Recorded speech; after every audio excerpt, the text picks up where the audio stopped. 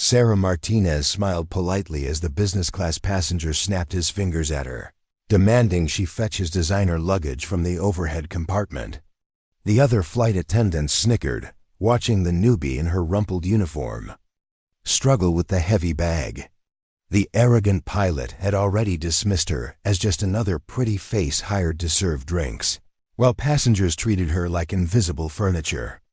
None of them knew that the quiet woman adjusting their seatbelts was Captain Sarah Viper Martinez, who had spent 15 years commanding F-22 Raptors in combat zones across 3 continents, logging over 2,000 fighter jet hours, and earning the Distinguished Flying Cross twice.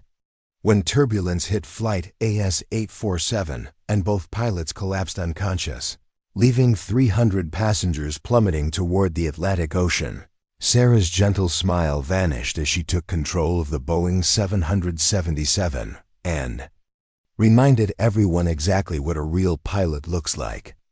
Before we jump back in, tell us where you're tuning in from, and if this story touches you, make sure you're subscribed, because tomorrow I've saved something extra special for you.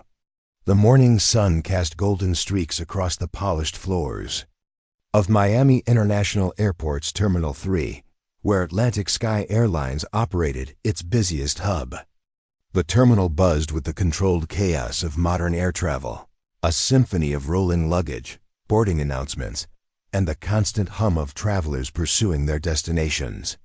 Gate 47 served as the departure point for Flight AS-847, the flagship route to Los Angeles that carried the airline's most demanding passengers and showcased their premium service standards. Sarah Martinez adjusted the navy blue scarf around her neck, smoothing the wrinkles from her Atlantic Sky uniform that had seen better days. The polyester fabric felt cheap against her skin, a stark contrast to the precision-tailored flight suits she had worn for the better part of 2 decades. Her regulation black flats clicked softly against the terminal's marble floors as she made her way toward the crew briefing room, her small roller bag trailing behind her like a faithful companion. The Atlantic Sky corporate culture emanated an air of manufactured luxury, where image mattered more than substance and customer service ratings determined career advancement. The airline prided itself on hiring attractive flight attendants who could charm wealthy passengers while maintaining the illusion of effortless hospitality. Employee handbooks emphasized appearance standards and smile quotas, while barely mentioning safety protocols or emergency procedures. Flight AS-847's regular passengers included technology executives commuting between their Miami estates and Silicon Valley empires, pharmaceutical moguls conducting business deals at altitude, and entertainment industry power brokers who treated commercial flights like private jets. These frequent flyers had grown accustomed to exceptional service and reacted poorly when reality failed to meet their elevated expectations. Sarah paused outside the crew briefing room, observing through the glass windows as her colleagues prepared for the day's flights. Senior flight attendants clustered around tablets displaying passenger manifests, identifying VIPs who required special attention and noting any potential troublemakers. Their conversations flowed between gossip about passenger behavior and speculation about crew scheduling changes that could affect their monthly earnings. The airline's hierarchy operated with military precision, though lacking the honor and mutual respect Sarah remembered from her Air Force days. Seniority determined everything from flight assignments to vacation schedules, creating a rigid caste system where newcomers faced constant scrutiny and criticism. Union representatives wielded significant influence, protecting veteran employees while making life difficult for anyone who challenged established protocols. Rachel Pemberton, the head flight attendant for Flight AS-847, commanded respect through intimidation rather than leadership. Her perfectly styled blonde hair and flawless makeup created an image of professional competence, while her sharp tongue and political connections ensured her position remained secure. She had perfected the art of appearing helpful to passengers, while making subordinates feel incompetent and expendable. The Boeing 777-300ER, assigned to Flight ACE 847, represented modern aviation engineering at its finest, capable of crossing continents with remarkable efficiency and comfort. The aircraft's sophisticated systems required trained professionals who understood complex emergency procedures and could respond instantly to life-threatening situations. However, most flight attendants received minimal technical training, focusing instead on service protocols and customer satisfaction metrics. Captain Derek Morrison enjoyed his reputation as Atlantic Sky's most experienced pilot, though his 15,000 flight hours consisted primarily of routine, commercial routes with predictable weather patterns and standard operating procedures. His confidence bordered on arrogance, particularly when dealing with flight attendants whom he viewed as glorified waitresses rather than essential safety team members. Morrison's military experience consisted of a brief stint flying cargo planes during peacetime, hardly comparable to combat aviation.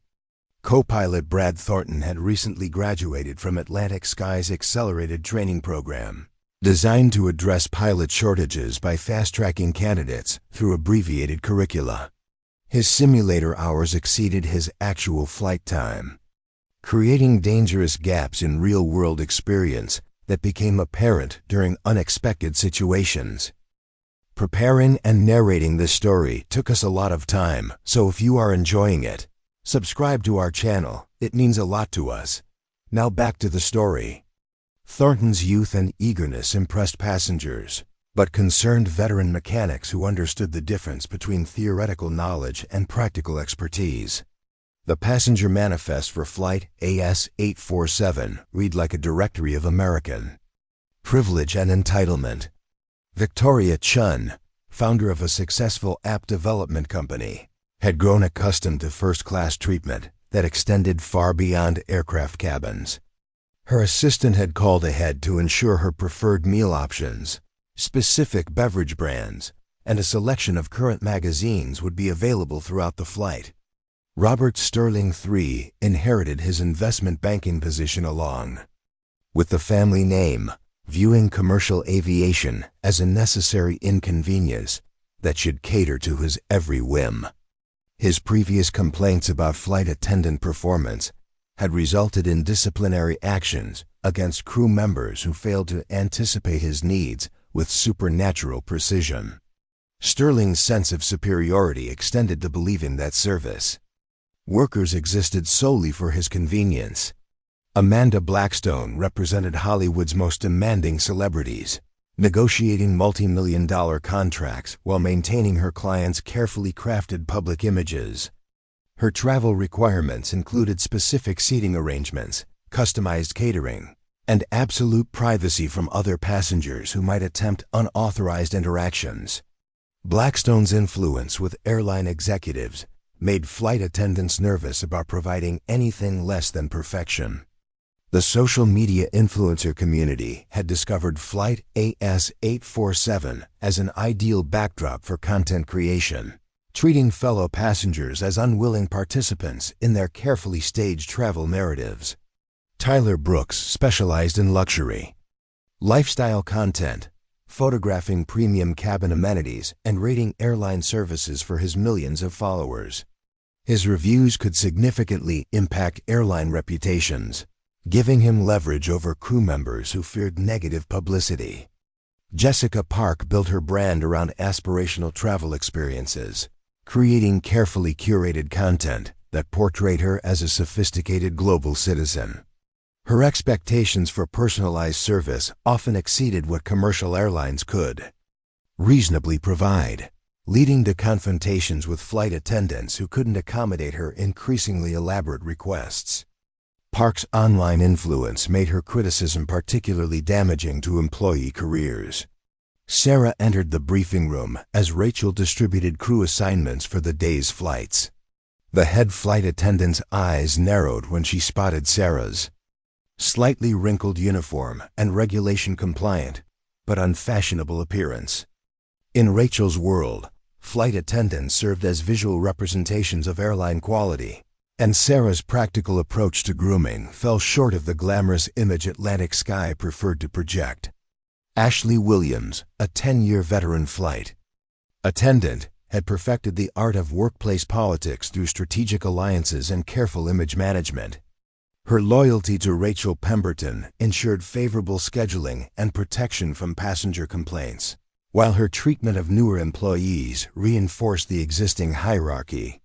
Ashley's experience with difficult passengers made her valuable to the airline, but her attitude toward colleagues created a toxic work environment.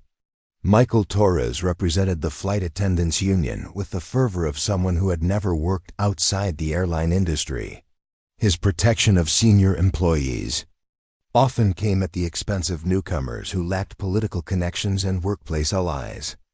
Torres viewed Sarah's quiet competence as a potential threat to the established order, where seniority trumped ability and conformity mattered more than individual excellence. Jennifer Lewis served as Atlantic Sky's primary flight attendant trainer, responsible for indoctrinating new employees into the company culture of artificial hospitality and rigid protocol adherence.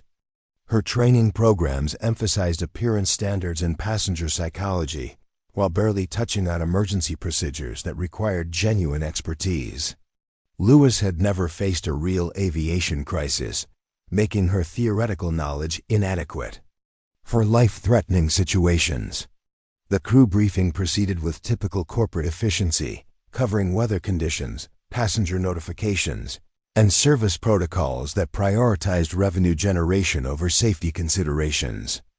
Rachel distributed passenger preference cards highlighting VIP requirements and potential problem travelers who needed special attention. The discussion focused on maximizing customer satisfaction scores rather than reviewing emergency procedures that could save lives. Sarah listened quietly as her colleagues complained about passenger behavior, union grievances, and scheduling conflicts that disrupted their personal lives. Their concerns reflected the narrow perspective of people who had never experienced genuine responsibility or faced consequences more serious than customer complaint letters. The contrast with her military background was stark, where mission success meant life or death rather than online review ratings. The pre-flight safety briefing revealed the crew's limited understanding of aircraft systems and emergency protocols. Most flight attendants had memorized required announcements without comprehending the technical details that made those procedures effective during actual emergencies. Their training focused on customer service rather than the aviation expertise that distinguished professional aircrew from hospitality workers. Gate 47 filled with passengers as boarding time approached, creating the familiar mixture of excitement and frustration that characterized modern air travel. Business class travelers expected expedited service and premium amenities, while economy passengers hoped for basic comfort during their cross-country journey. The passenger mix included families traveling for vacations, business executives pursuing deals, and various individuals whose lives would intersect for the next 6 hours. Sarah observed the boarding process with trained eyes that automatically assessed potential security threats and emergency response challenges. Her military background had developed situational awareness that extended far beyond customer service requirements, identifying potential problems before they became critical situations. The other flight attendants focused on greeting passengers and checking tickets rather than evaluating genuine safety concerns. The aircraft's interior reflected Atlantic Sky's commitment to profitable passenger density rather than genuine comfort or safety considerations. Seat configurations maximized revenue while minimizing the space available for emergency evacuations. Storage compartments overflowed with passenger belongings that could become dangerous projectiles during turbulence. The cabin design prioritized aesthetic appeal over functional emergency access. Captain Morrison conducted his pre-flight inspection with the casual confidence of someone who had never encountered serious mechanical problems or weather emergencies. His relationship with the flight attendants remained professional, but distant. reflecting the rigid hierarchy that separated pilots from cabin crew. Morrison's assumptions about flight attendant capabilities would prove dangerously wrong when crisis demanded real aviation expertise. The passenger boarding process revealed the social dynamics that would define Flight AS-847's journey across the continent. Wealthy travelers expected immediate attention and customized service, while middle-class families hoped for basic courtesy and assistance. The crew's response to these varying expectations would determine whether the flight proceeded smoothly or devolved into conflict and confrontation. Sarah checked her assigned sections, familiarizing herself with passenger locations and emergency equipment positioning. Her methodical approach contrasted sharply with colleagues who focused on appearance, checks and small talk rather than safety preparations. The difference in priorities would become critically important when training met reality and lives hung in the balance. The morning sun climbed higher over Miami International Airport as Flight AS-847 prepared for departure, carrying passengers toward their destinations and crew members toward a day that would test their training, character, and hidden capabilities. Sarah Martinez straightened her uniform one final time, unaware that the next few hours would force her to reveal skills that her colleagues never suspected and demonstrate the difference between real expertise and manufactured competence. Kevin Walsh stood behind the gate counter like a fortress guardian, his Atlantic Sky supervisor badge catching the fluorescent lighting as he scrutinized the crew manifest with theatrical importance. His polyester uniform stretched across his expanding waistline, a testament to years of desk work and cafeteria lunches that had transformed him from an ambitious trainee into a middle management bureaucrat drunk on his limited authority. The gate area buzzed with pre-boarding activity, but Kevin's attention focused entirely on Sarah as she approached with her crew identification and flight assignment paperwork. His expression soured the moment he spotted her slightly wrinkled uniform and practical hairstyle that fell short of Atlantic Sky's unwritten glamour standards. Kevin had spent 8 years climbing the corporate ladder by enforcing appearance policies with zealous precision, believing that rigid adherence to superficial standards demonstrated his management potential. His cubicle displayed framed certificates from company training programs that taught customer service psychology and employee motivation techniques, though he had never actually worked a flight or dealt with genuine passenger emergencies. Sarah extended her credentials with the calm professionalism that had served her well during military briefings with commanding officers who demanded respect through competence rather than intimidation. Her movements carried the precise efficiency of someone accustomed to high-stakes environments where mistakes carried serious consequences. Kevin's hostile reception puzzled rather than intimidated her, as she had faced down enemy pilots over hostile territory and survived combat situations that would reduce most civilians to panic. "Hold on there, sweetheart," Kevin announced loudly enough to attract attention from nearby passengers and crew members waiting for their boarding announcements. His voice carried the artificial authority of someone who rarely exercised real power and compensated through public demonstrations of dominance. "That uniform looks like you slept in it, and your appearance violates at least 3 company standards I can think of off the top of my head."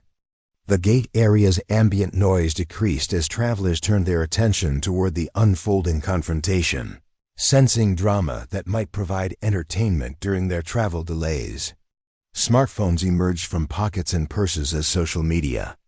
Enthusiasts recognized an opportunity to capture content that could generate viral engagement. Kevin's performance played directly to this audience, feeding his ego while establishing his authority over subordinate employees. Sarah remained silent, allowing Kevin to continue his display while mentally cataloging his obvious insecurities and need for public validation. Her military training had taught her to assess personalities quickly, identifying strengths and weaknesses that could be exploited during tactical situations. Kevin's behavior revealed a man desperate for respect he had never earned through genuine accomplishment, making him predictable and ultimately powerless despite his corporate position. Atlantic Sky maintains the highest standards in the aviation industry. Kevin continued, waving his clipboard like a ceremonial scepter while passengers recorded his speech on their devices. We hire flight attendants who represent luxury and sophistication, not employees who look like they wandered in from a discount airline.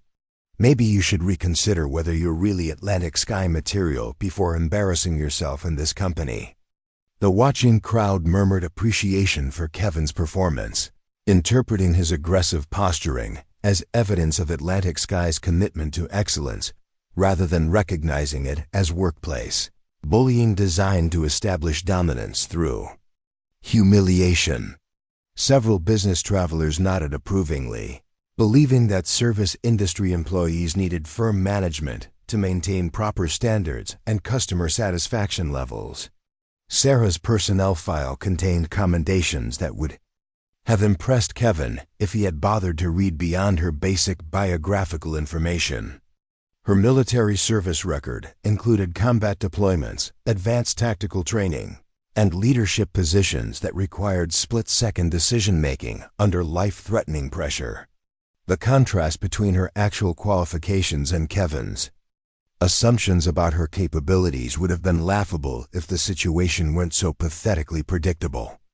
The gate announcement system crackled to life as other flights prepared for departure, creating a backdrop of controlled chaos that masked the increasing tension around Kevin's impromptu performance review.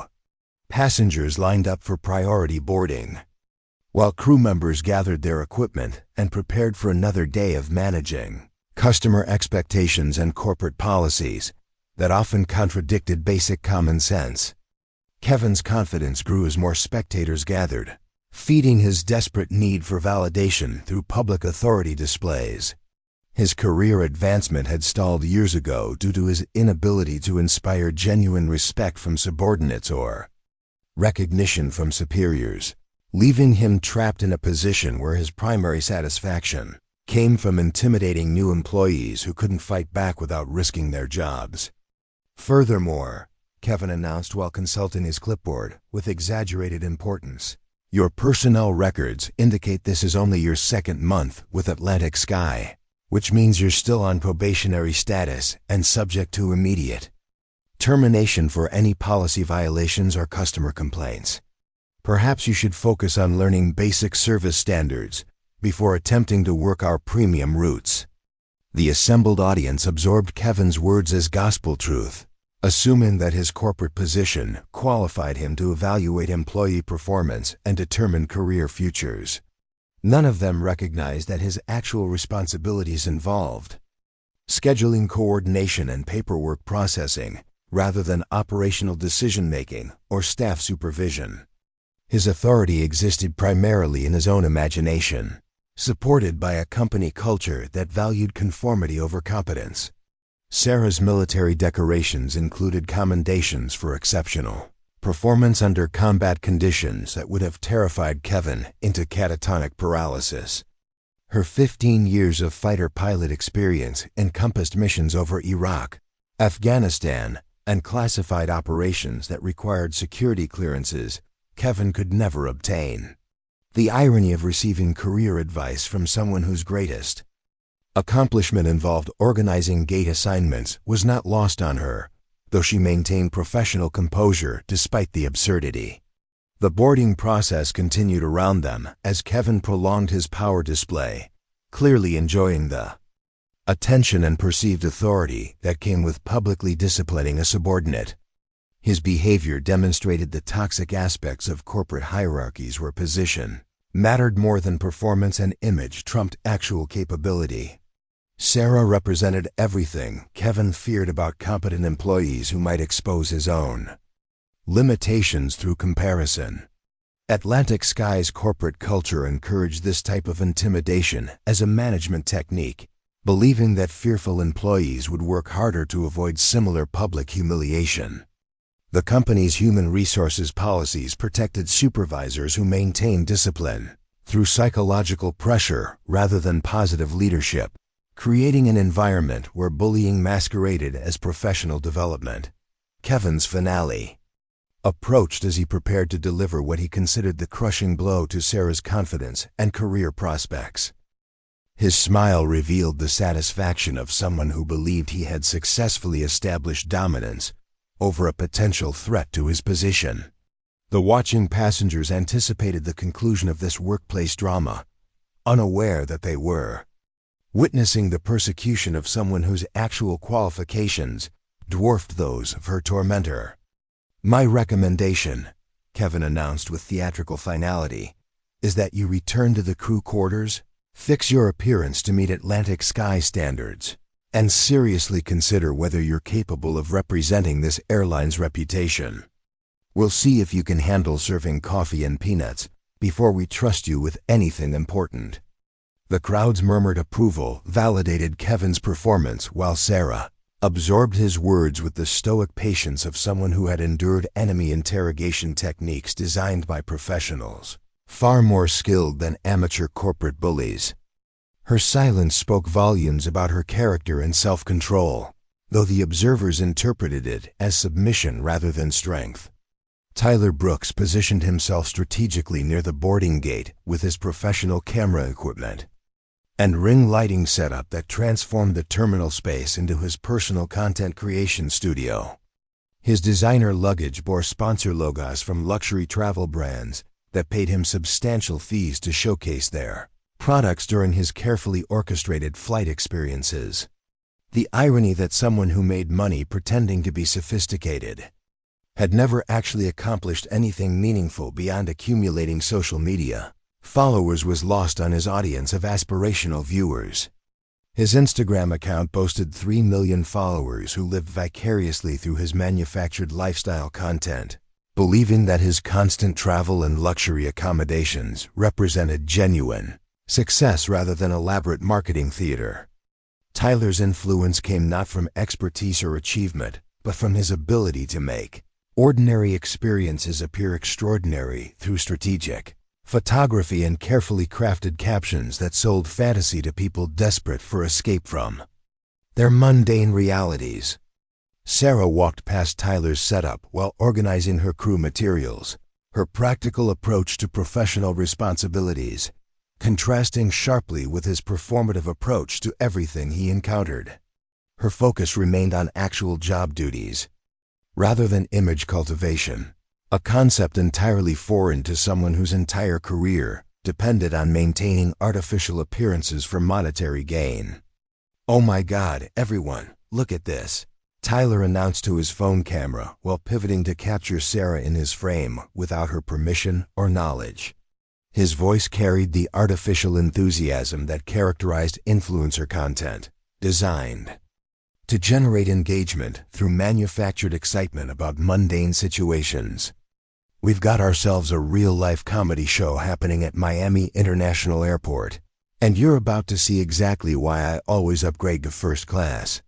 His live stream attracted immediate viewer attention as notifications flooded his phone, with comments and reactions from followers eager for entertainment, content that made them feel superior to other people's circumstances.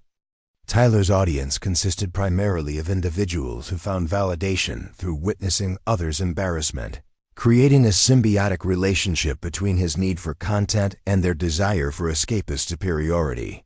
Sarah's military background had exposed her to genuine hardships that would break most civilians, making Tyler's attempts at public humiliation seem pathetically juvenile by comparison. She had survived enemy fire, equipment failures at altitude, and life-threatening situations that required instant decision-making with zero margin for error. The idea that someone whose greatest challenge involved choosing Instagram filters could diminish her dignity was almost comically absurd. This flight attendant clearly doesn't understand that Atlantic Sky represents luxury travel for successful people. Tyler continued his commentary while zooming his camera to capture Sarah's uniform details for his followers' amusement. "I mean, seriously, look at that outfit. It's like she got dressed in the dark and thought she was going to work at a bus station instead of a premium airline." The live chat exploded with laughing emojis and supportive comments from viewers who participated in the bullying from behind their screens, feeling empowered to mock someone they had never met based entirely on Tyler's biased presentation of the situation. Their virtual cruelty demonstrated how social media had transformed ordinary people into participants in organized harassment, campaigns that they would never engage in during face-to-face encounters. Jessica Park emerged from the premium boarding lounge with her own content creation equipment, immediately recognizing an opportunity to collaborate with Tyler on viral content that could boost both their engagement metrics. Her brand focused on aspirational lifestyle content that portrayed her as a sophisticated global citizen, though her actual travel consisted primarily of sponsored trips designed to promote luxury products, rather than genuine cultural exploration or personal growth. "Tyler, darling, you absolutely have to get this," Jessica called out while activating her own recording setup and adjusting her ring light to achieve optimal lighting conditions for her content. Her perfectly applied makeup and designer outfit created the illusion of effortless elegance, though achieving this appearance required hours of preparation and expensive professional services that most people could never afford. Together, Tyler and Jessica created a content creation powerhouse that transformed the gate area into their personal stage, treating fellow travelers as unwitting participants in their carefully orchestrated performance designed to generate revenue. Through advertising partnerships and brand sponsorships, their followers consumed this content eagerly, living vicariously through experiences they could never afford, while participating in the public humiliation of strangers. "Look, everyone, this is exactly why I invest in premium travel experiences," Jessica announced to her combined audience while gesturing toward Sarah with the casual cruelty that characterized her content style. "When you're building a successful brand, you can't afford to be associated with, well, whatever this situation represents. Professional image matters, especially in today's competitive marketplace." Their collaborative live stream reached tens of thousands of viewers who participated in real-time mockery through comments and reactions that treated Sarah's apparent economic limitations as entertainment content. The psychological damage inflicted by this mass harassment was invisible to the participants, who viewed their behavior as harmless fun rather than coordinated cruelty against someone whose actual accomplishments dwarfed their own. Sarah's combat experience had taught her to remain calm under pressure that would incapacitate most civilians, making the influencer's attempts at intimidation seem childishly ineffective. She had faced enemy pilots in aerial combat, survived equipment malfunctions that should have been fatal, and completed missions that saved lives in hostile territories. The idea that people whose greatest accomplishment involved taking selfies could threaten her composure was almost laughably naive. The livestream chat filled with suggestions for additional humiliation tactics as viewers competed to provide the most creative insults and degrading observations about Sarah's appearance and presumed social status. This crowdsourced cruelty demonstrated how social media platforms had weaponized ordinary people's insecurities and need for validation, transforming them into participants in organized harassment campaigns against strangers. Tyler's sponsor obligations required him to maintain engagement metrics that justified his lucrative partnerships with travel and luxury brands, making Sarah's humiliation a business opportunity rather than a moment of human empathy. His financial success depended on creating content that made his audience feel superior to others, establishing a business model that profited from public cruelty and systematic dehumanization of working-class individuals. Jessica's brand partnerships with fashion and lifestyle companies required her to maintain an image of sophistication that could only be achieved by contrasting herself with people she perceived as inferior. Her content strategy deliberately highlighted class differences and economic disparities to make her privileged lifestyle appear more impressive to followers who aspired to her level of artificial success. The collaborative content creation continued.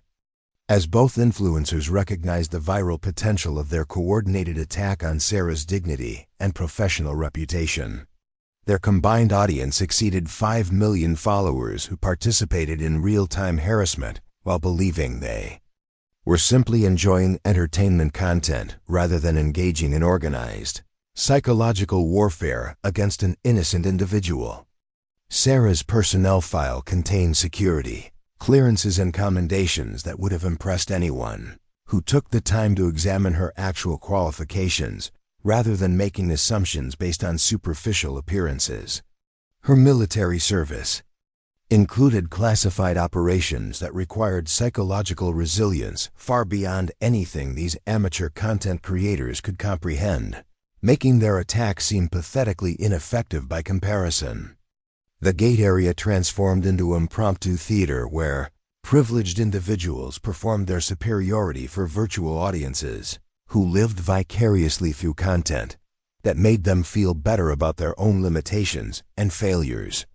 This ecosystem of manufactured entertainment profited from human suffering while convincing participants that their cruelty was justified because it generated engagement and revenue for the platforms that hosted their behavior. Captain Derek Morrison's voice echoed through the aircraft's intercom system as he conducted his pre-flight announcements with the practiced confidence of someone who had never encountered a genuine aviation emergency that tested his actual flying abilities beyond routine commercial operations.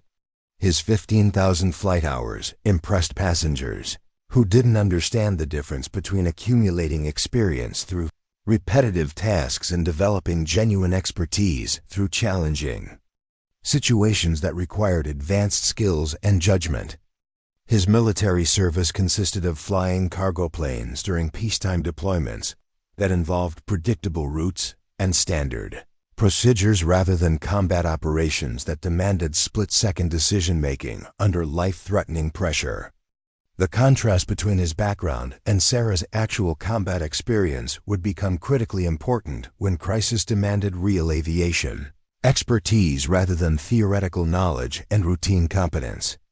Derek's interaction with flight attendants reflected the rigid hierarchy that characterized commercial aviation, where pilots maintained professional distance from cabin crew members, whom they viewed as hospitality workers rather than essential safety team members.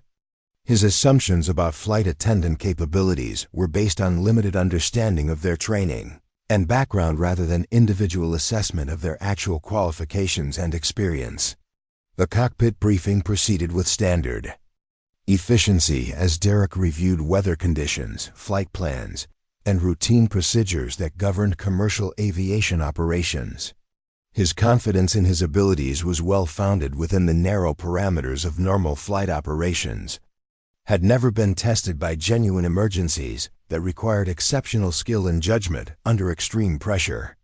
Co-pilot Brad Thornton's recent graduation from Atlantic Sky's accelerated training program represented the airline industry's response to pilot shortages through abbreviated curricula that prioritized quick certification over comprehensive preparation.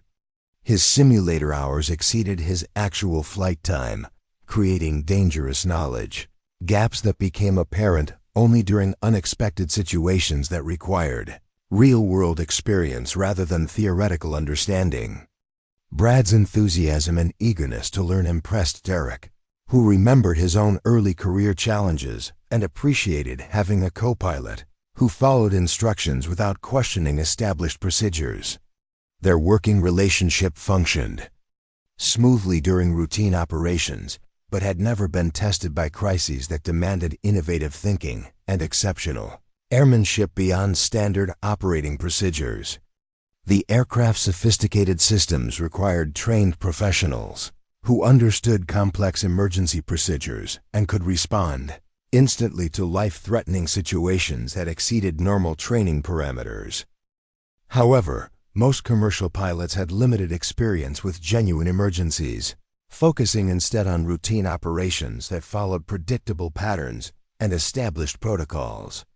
Derek's pre-flight inspection revealed his systematic approach to aviation safety and his genuine concern for passenger welfare. Though his experience base was limited to commercial operations that rarely encountered the type of emergencies that separated competent pilots from exceptional aviators, his professional competence was unquestioned within normal parameters, but had never been tested by situations that required skills beyond standard training. The Passenger Manifest Review highlighted VIP travelers who expected exceptional service and customized attention during their flight, creating pressure on both pilots and cabin crew to maintain customer satisfaction levels that could affect career advancement and performance evaluations. This focus on service quality sometimes overshadowed safety considerations that should have been the primary priority. Derek's communication with flight attendants remained professional but distant, reflecting his assumption that their responsibilities were limited to customer service rather than emergency response capabilities that could become critically important during crisis situations. His leadership style worked effectively during normal operations, but had never been tested by circumstances that required maximum cooperation and trust between all crew members. The cockpit preparation continued with standard procedures as both pilots reviewed emergency protocols that they hoped never to use, but needed to understand thoroughly in case real situations demanded exceptional performance under extreme pressure. Their training was comprehensive within commercial aviation parameters, but had never included the type of combat experience that could prove invaluable during life-threatening emergencies. Brad's questions about emergency procedures demonstrated his dedication to learning and his recognition that theoretical knowledge needed practical application to become effective during real crisis situations. His willingness to acknowledge limitations and seek guidance from more experienced colleagues reflected professional maturity that would serve him well throughout his aviation career. Derek's answers revealed both his extensive commercial flying experience and his limited exposure to genuine emergencies that tested pilot skills beyond routine operations.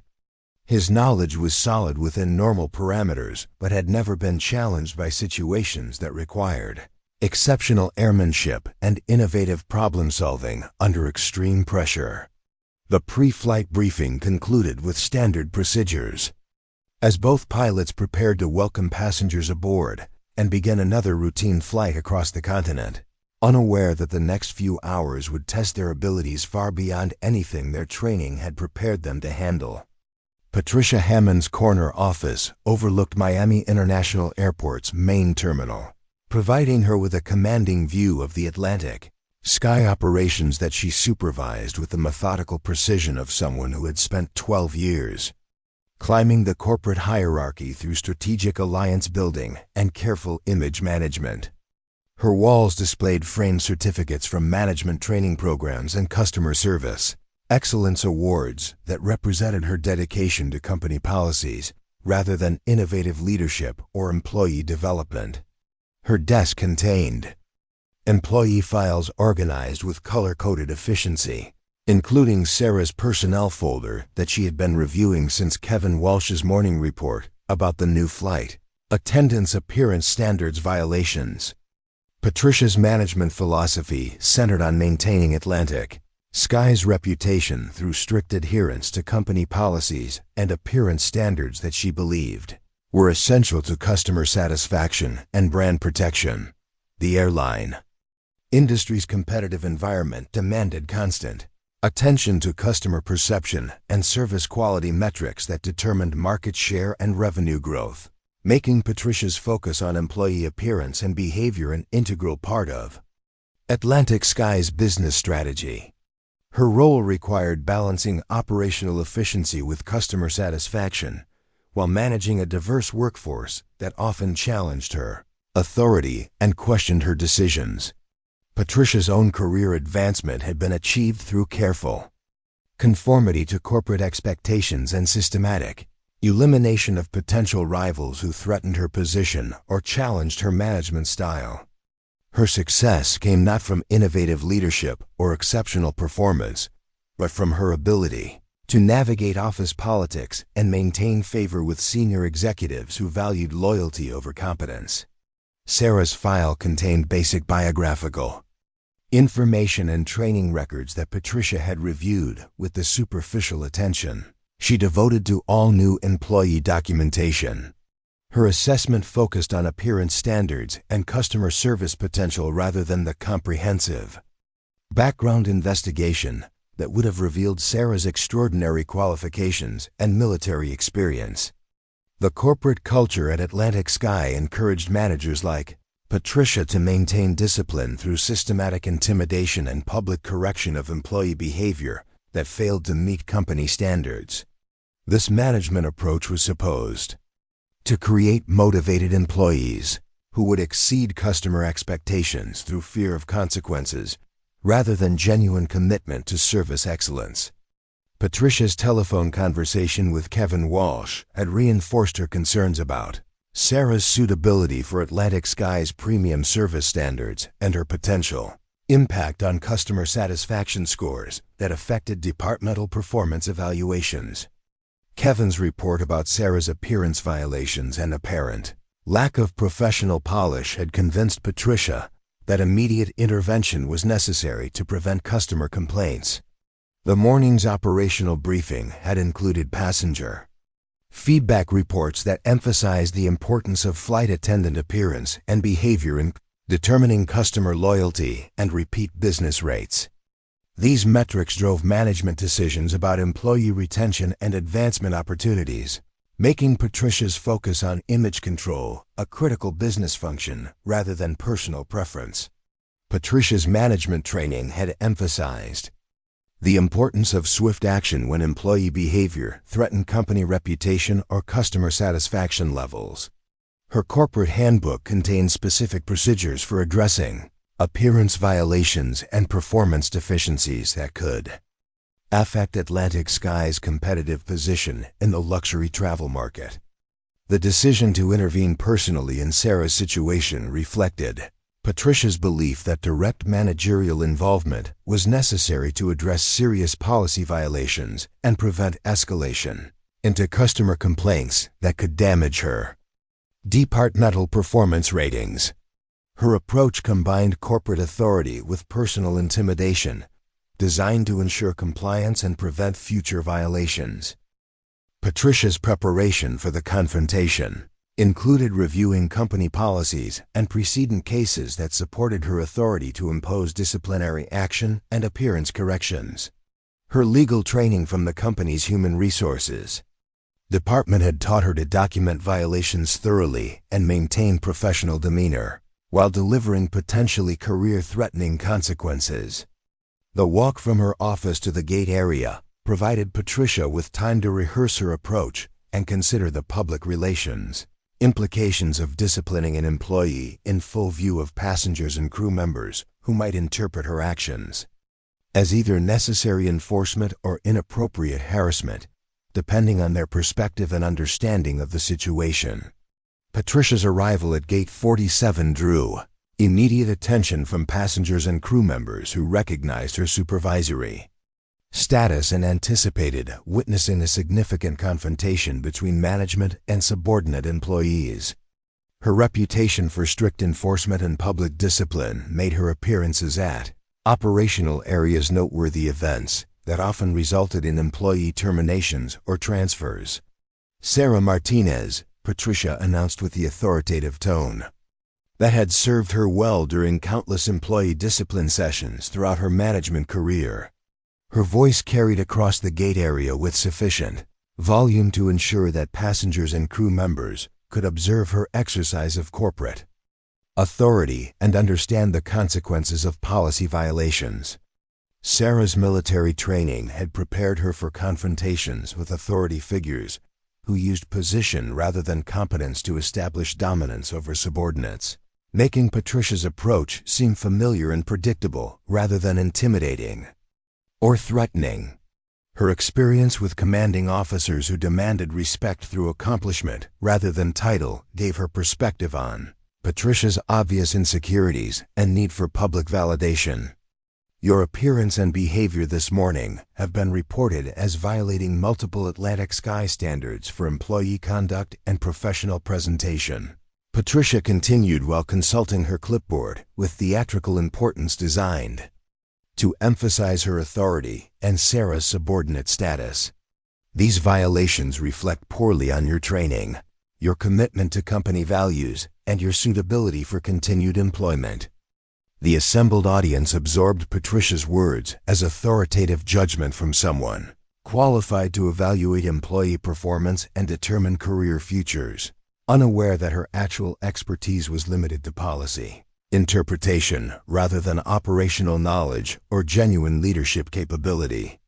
Her corporate position provided administrative authority, but not the practical experience necessary to assess real professional competence.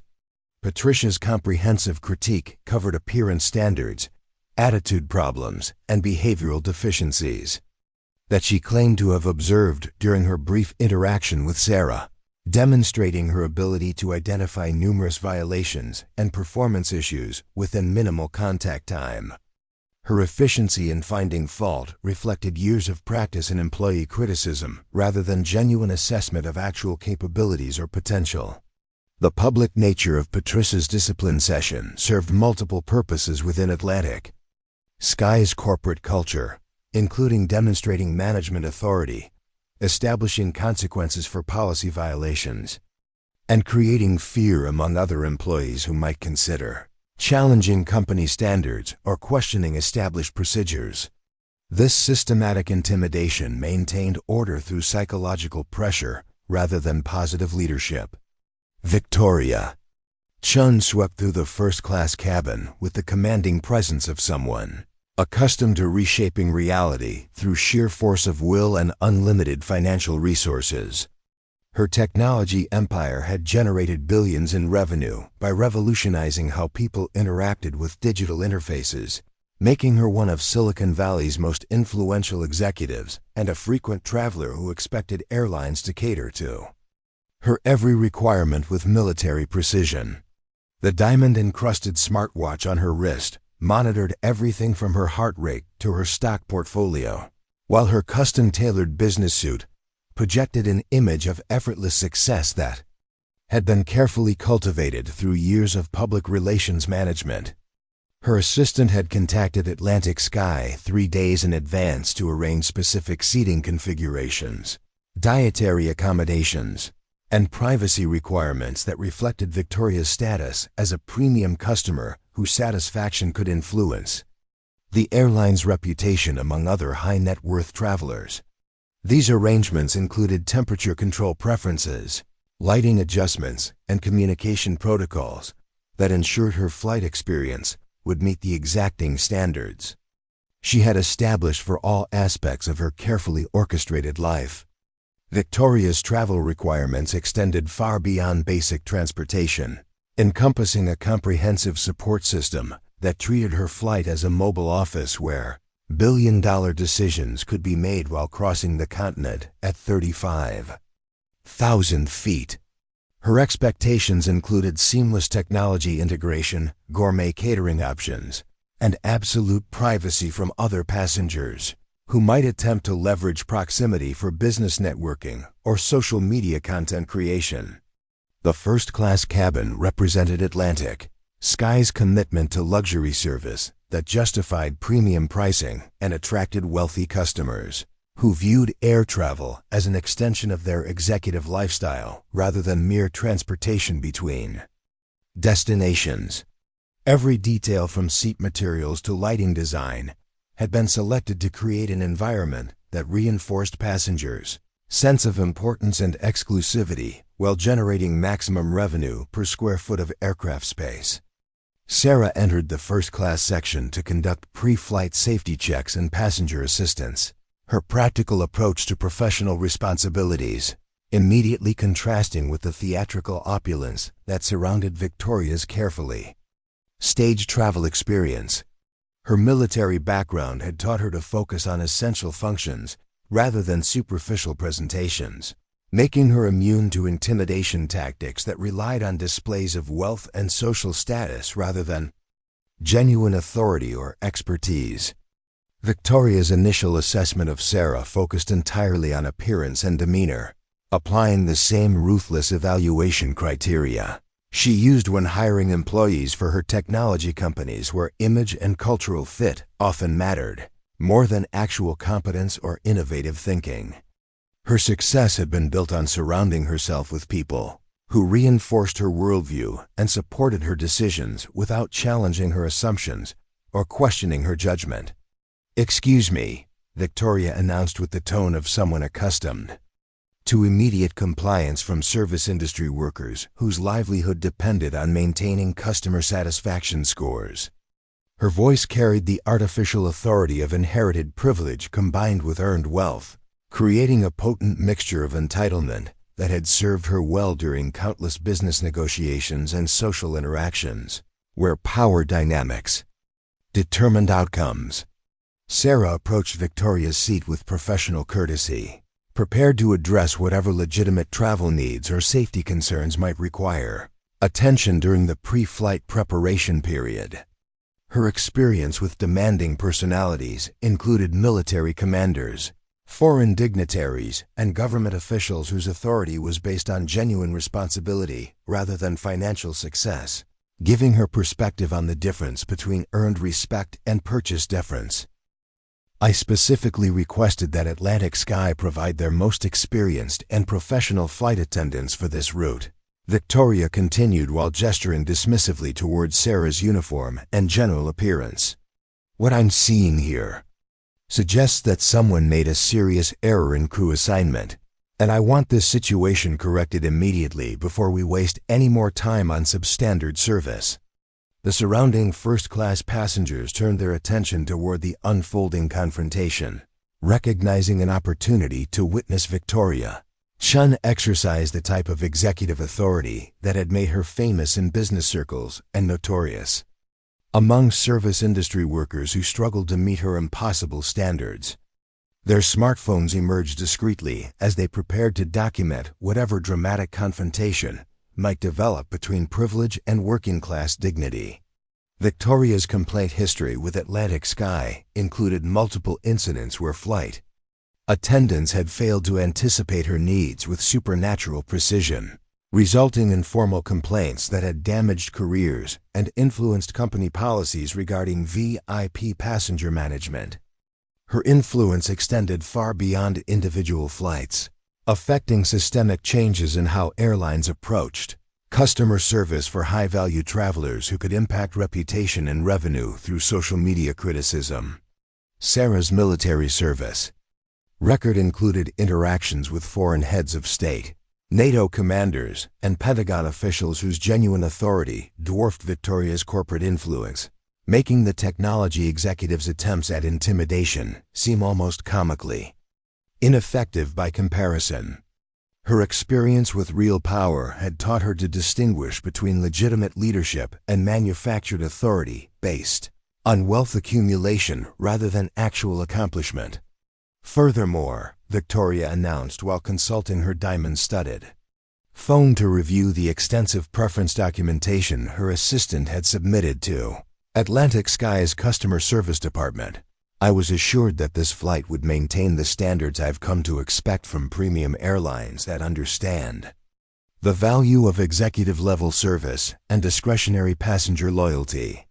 Robert Sterling III emerged from the first-class lavatory with the casual arrogance of someone whose family name had opened doors for 3 generations, making his presence on commercial flights a reluctant concession to scheduling convenience rather than economic necessity.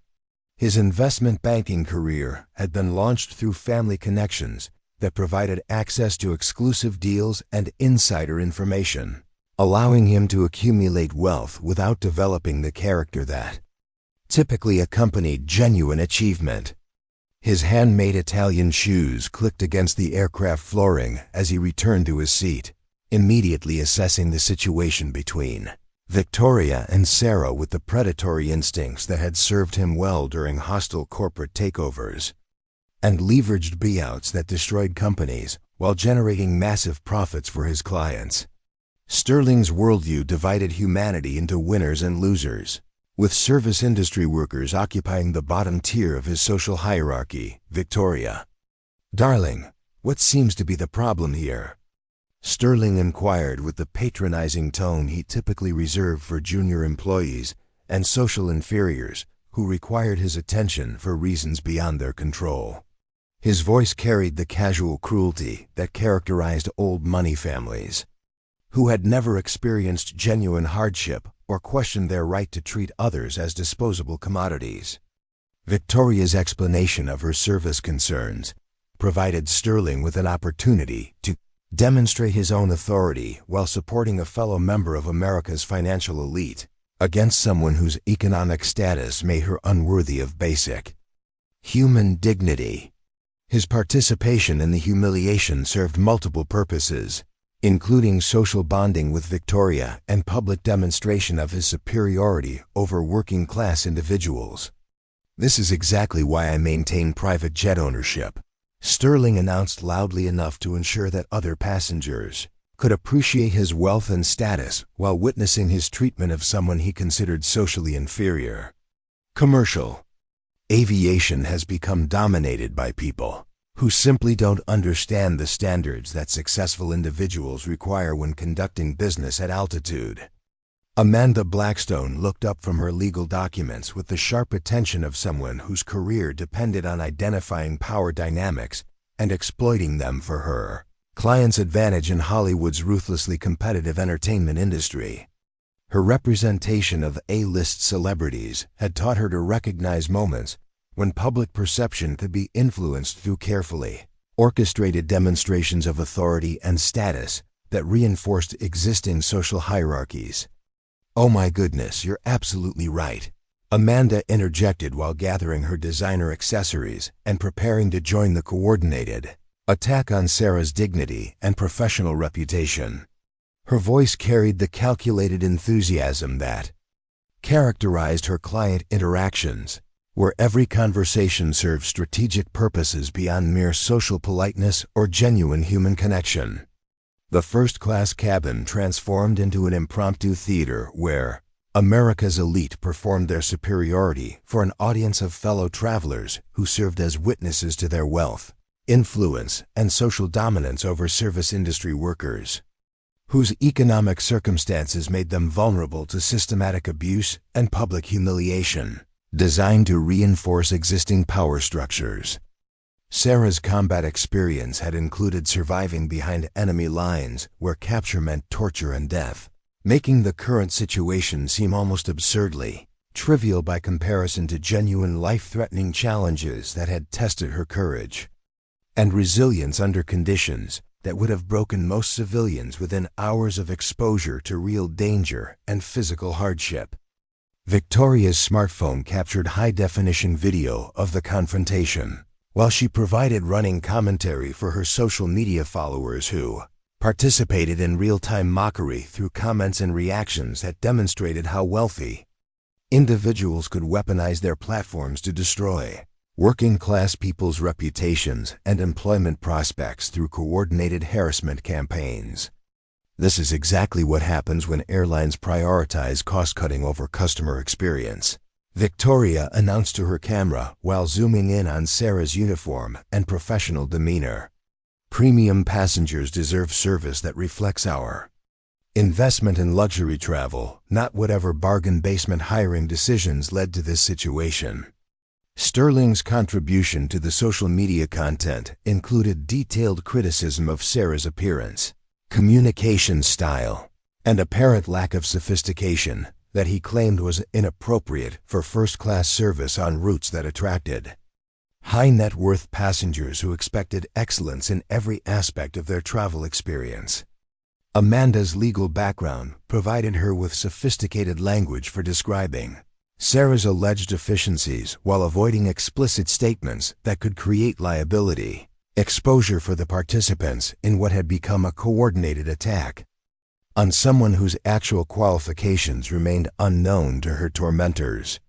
The collaborative humiliation continued as each participant escalated their criticism and demands for Sarah's removal from the flight, creating a crescendo of entitled behavior that demonstrated how wealth and privilege could corrupt basic human Decency when individuals believed their economic status justified treating others as subhuman objects rather than fellow citizens deserving of basic respect. Sarah's personnel file contained security clearances that had required extensive background investigations by federal agencies whose standards for trustworthiness exceeded anything these amateur bullies could comprehend, making their character assassination attempts seem pathetically ineffective to anyone who understood the difference between genuine authority and purchased influence.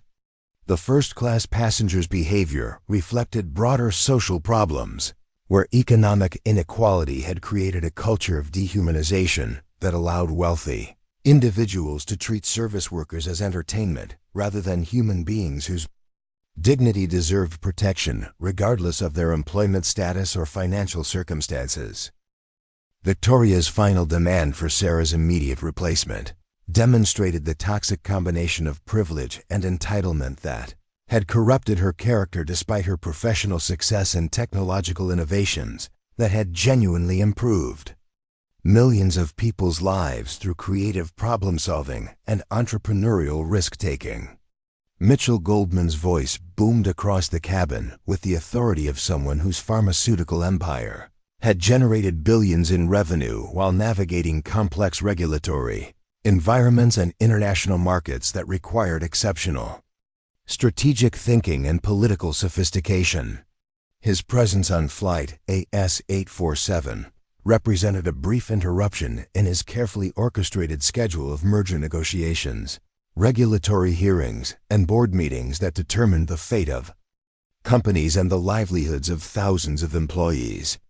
His corner suite at Goldman Pharmaceuticals overlooked Manhattan's financial district from the 47th floor, providing him with a commanding view of the economic ecosystem that he had helped shape through decades of strategic acquisitions and innovative drug development programs that had revolutionized treatment options for previously incurable diseases while generating unprecedented shareholder returns.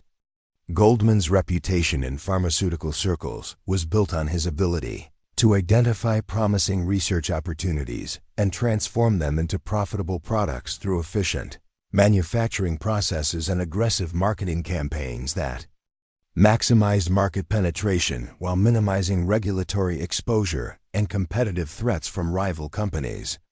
The business-class cabin reflected Atlantic Sky's attempt to attract executive travelers who required premium service but couldn't justify the expensive first-class accommodations for routine domestic flights that represented necessary overhead, rather than luxury indulgences in their carefully managed corporate budgets and travel policies. Sarah's transition from first class to business class service brought her into Goldman's sphere of influence at a moment when his patience had been tested by a series of flight delays and service deficiencies that had disrupted his carefully planned schedule and created cascading problems for his afternoon meetings in Los Angeles. "Young lady," Goldman announced with the imperious tone that had served him well during congressional testimony and regulatory hearings where his expertise and influence had shaped national healthcare policy. "I've been observing your performance this morning, and frankly, it falls far short of the standards I've come to expect from Atlantic Sky's premium service offerings." His criticism carried the weight of someone whose opinion could influence corporate policies and individual careers through formal complaints and executive-level discussions that had previously resulted in significant changes to airline operations and personnel decisions at the highest levels of management. David Crawford looked up from his laptop where he had been reviewing clinical trial data for his company's latest cancer treatment protocols, immediately recognizing an opportunity to support a fellow pharmaceutical executive while demonstrating his own authority over service industry workers whose economic status made them vulnerable to systematic abuse. "Mitchell's absolutely right," Crawford interjected while closing his computer and directing his full attention toward Sarah with the predatory focus that had made him successful during hostile takeover negotiations and regulatory battles.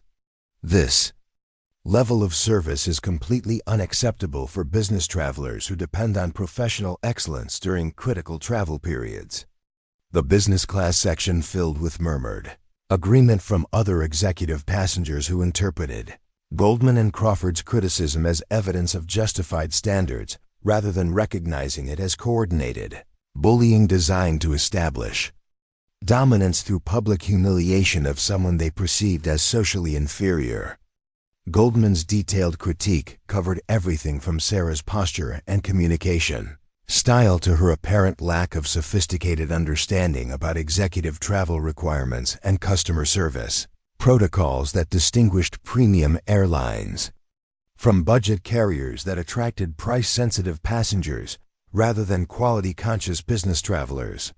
Furthermore, Goldman continued while consulting his platinum credit card and frequent flyer documentation that demonstrated his value as a customer whose satisfaction directly impacted Atlantic Sky's revenue and reputation among other high-value passengers. I specifically chose this flight based on Atlantic Sky's marketing promises about superior service quality and professional staff training. Crawford's contribution to the criticism included comparisons to other airlines that had earned his loyalty through consistent excellence and attention to detail that reflected their understanding of executive passenger expectations and business travel requirements that extended far beyond basic transportation between cities. The coordinated attack demonstrated how corporate executives could leverage their economic influence to systematically destroy individual employees' confidence and career prospects through public humiliation campaigns that appeared to be legitimate customer feedback rather than organized harassment designed to reinforce social hierarchies. Sarah's military decorations included commendations for leadership under combat conditions that had required split-second decision-making with life-or-death consequences, making the pharmaceutical executive's attempts at intimidation seem almost comically ineffective by comparison to genuine challenges that had tested her character and capabilities.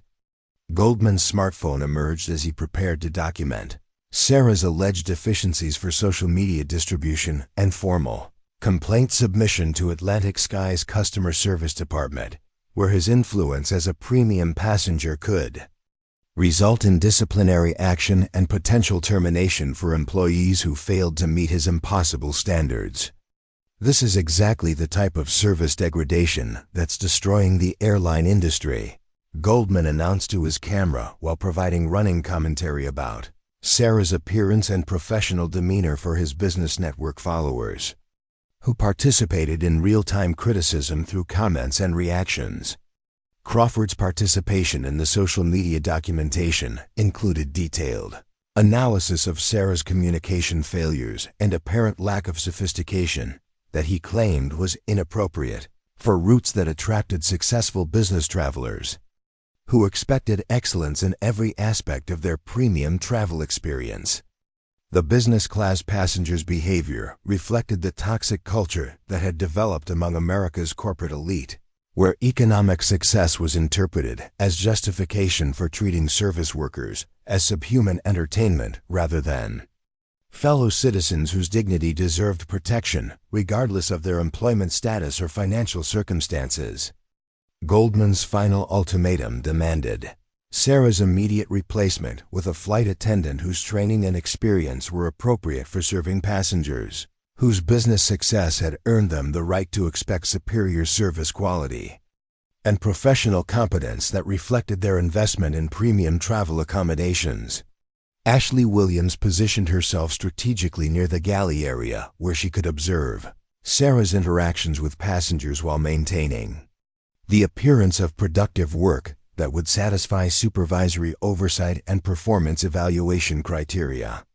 Her 10 years of Atlantic Sky experience had taught her to navigate the complex social dynamics that characterize commercial aviation, where crew member relationships often determined work assignments and career advancement opportunities. Her loyalty to Rachel Pemberton had been carefully cultivated through strategic alliance building and mutual support during conflicts with management and difficult passengers who challenged crew authority or complained about service quality. This political relationship provided Ashley with protection from customer complaints and favorable scheduling that allowed her to maintain work-life balance while maximizing her earning potential through overtime assignments and premium route selections. Ashley's approach to crew dynamics emphasized maintaining existing hierarchies through subtle intimidation and social exclusion tactics that reinforced her position within the informal power structure while preventing potential rivals from gaining influence or recognition that could threaten her carefully constructed career stability and income security. The galley area served as neutral territory where crew members could observe passenger behavior and coordinate service strategies without direct supervision from management or interference from customers who might misinterpret their professional discussions as personal gossip or inappropriate workplace behavior. Sarah's presence in Ashley's established domain represented a potential disruption to the carefully balanced social ecosystem that had taken years to develop and maintain through strategic relationship management and political maneuvering that required constant attention and diplomatic skill to preserve against challenges from newcomers who might question established procedures. So Ashley began with the superficially friendly tone that masked her competitive instincts and territorial concerns about potential threats to her position within the crew hierarchy. I've been hearing some interesting feedback about your passenger interactions this morning, and I thought we should have a conversation about Atlantic Sky's service expectations. Her words carried multiple layers of meaning that reflected her sophisticated understanding of workplace politics and her ability to deliver criticism through seemingly helpful guidance that would appear supportive to casual observers while clearly establishing dominance and superiority over someone she perceived as inexperienced and potentially threatening. Michael Torres emerged from the crew rest area with his union representative badge prominently displayed and his smartphone recording device activated to document any workplace incidents that might require formal grievance procedures or legal intervention to protect crew member rights and maintain established labor agreements that governed working conditions and employment security. Ashley's absolutely right to address these concerns, Torres announced while positioning himself to ensure optimal audio and visual documentation of the conversation that could be used as evidence during potential disciplinary hearings or contract negotiations with airline management. New employees need to understand that Atlantic Sky has specific protocols and professional standards that protect both crew members and passengers.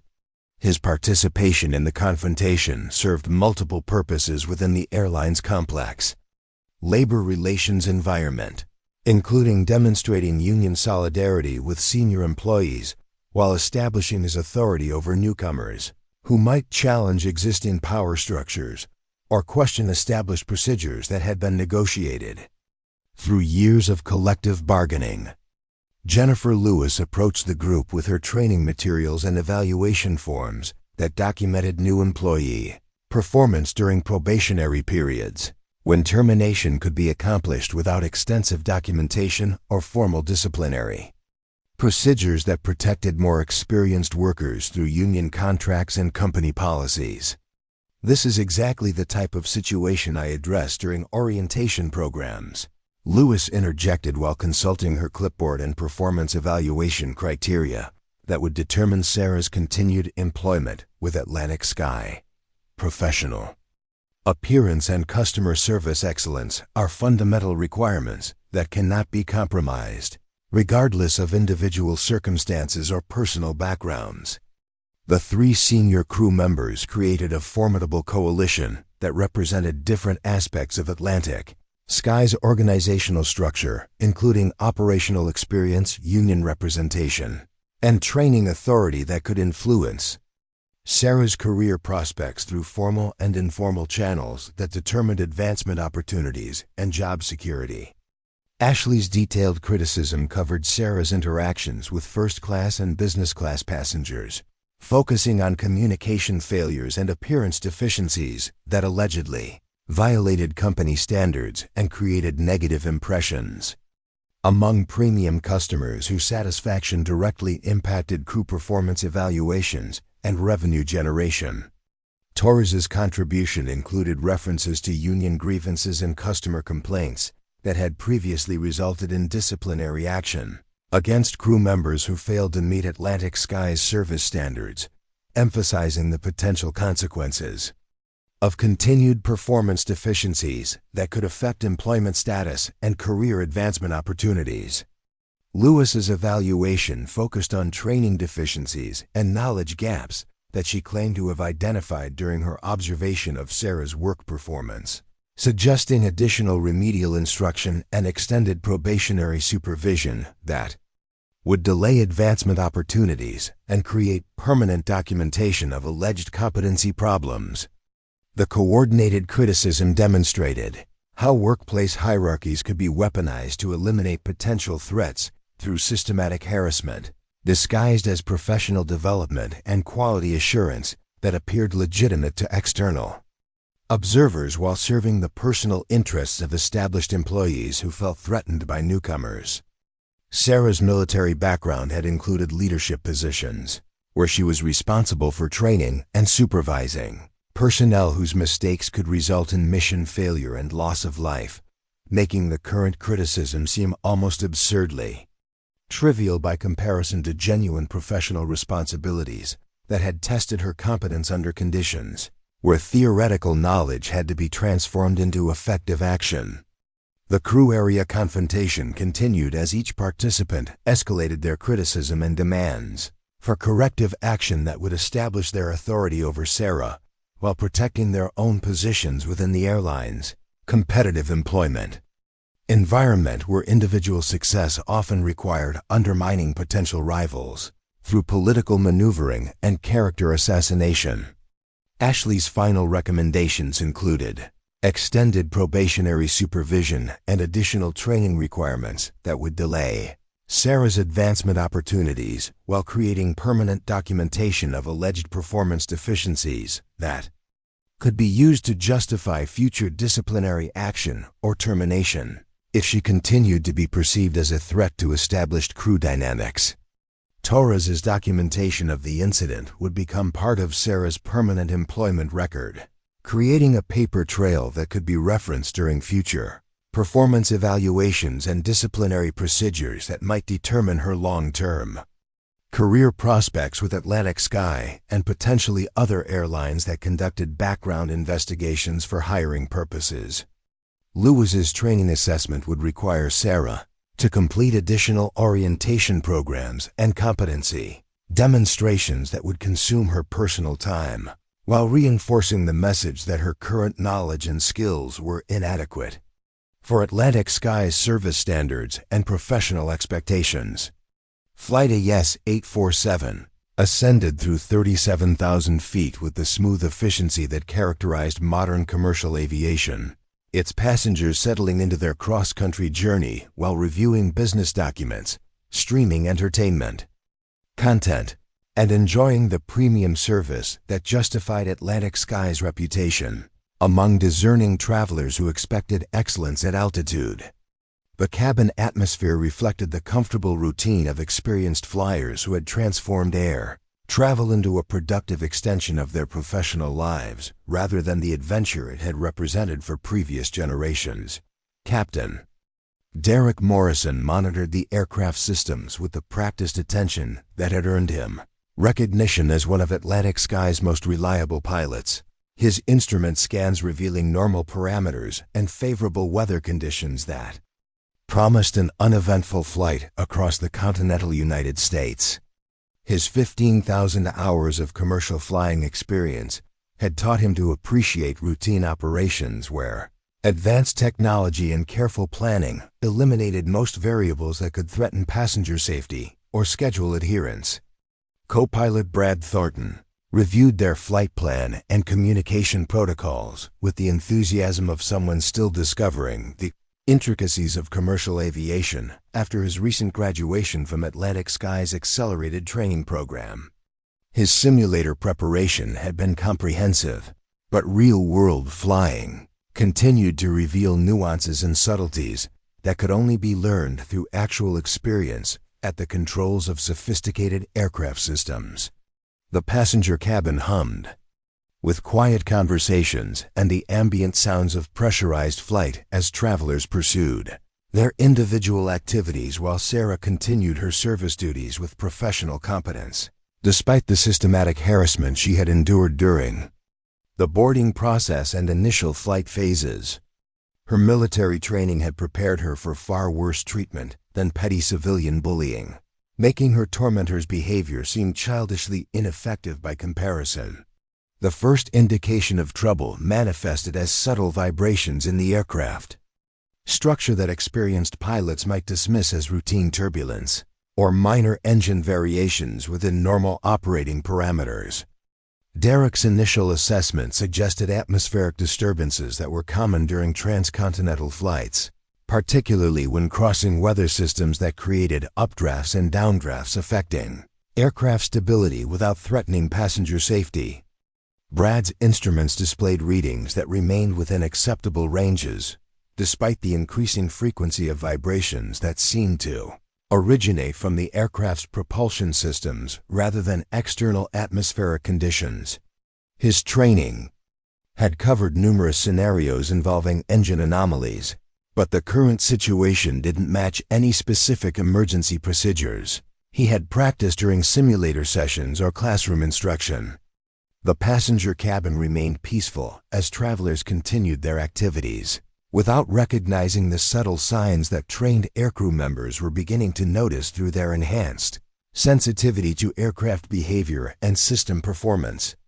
The vibrations intensified gradually, creating a pattern that suggested mechanical issues, rather than weather-related turbulence that would typically vary in intensity and duration. Derek's experience with engine problems was limited to minor issues that had been resolved through standard procedures or emergency landings at nearby airports where maintenance crews could address mechanical deficiencies without creating dangerous situations or threatening passenger welfare. The current vibrations exceeded his previous experience with propulsion system anomalies, suggesting problems that might require immediate action and emergency procedures. The cockpit warning systems activated simultaneously as multiple engine parameters exceeded safe operating limits, creating a cascade of alarms and visual indicators that demanded immediate attention from both pilots, working in coordination to address rapidly developing emergency conditions. The sophisticated diagnostic systems provided detailed information about the nature and severity of the mechanical failures that threatened continued safe flight. Brad's training had emphasized the importance of following established emergency procedures without deviation, but the current situation involved multiple system failures that weren't covered by any single checklist or protocol in their emergency response documentation. His simulator experience had never included scenarios this complex or threatening, creating dangerous knowledge gaps when theoretical preparation met catastrophic reality.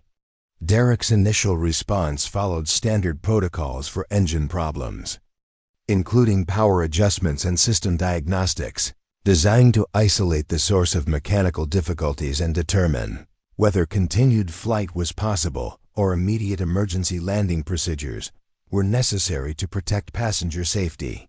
His commercial aviation experience provided a solid foundation for routine emergency responses, but had never been tested by genuine catastrophic failures.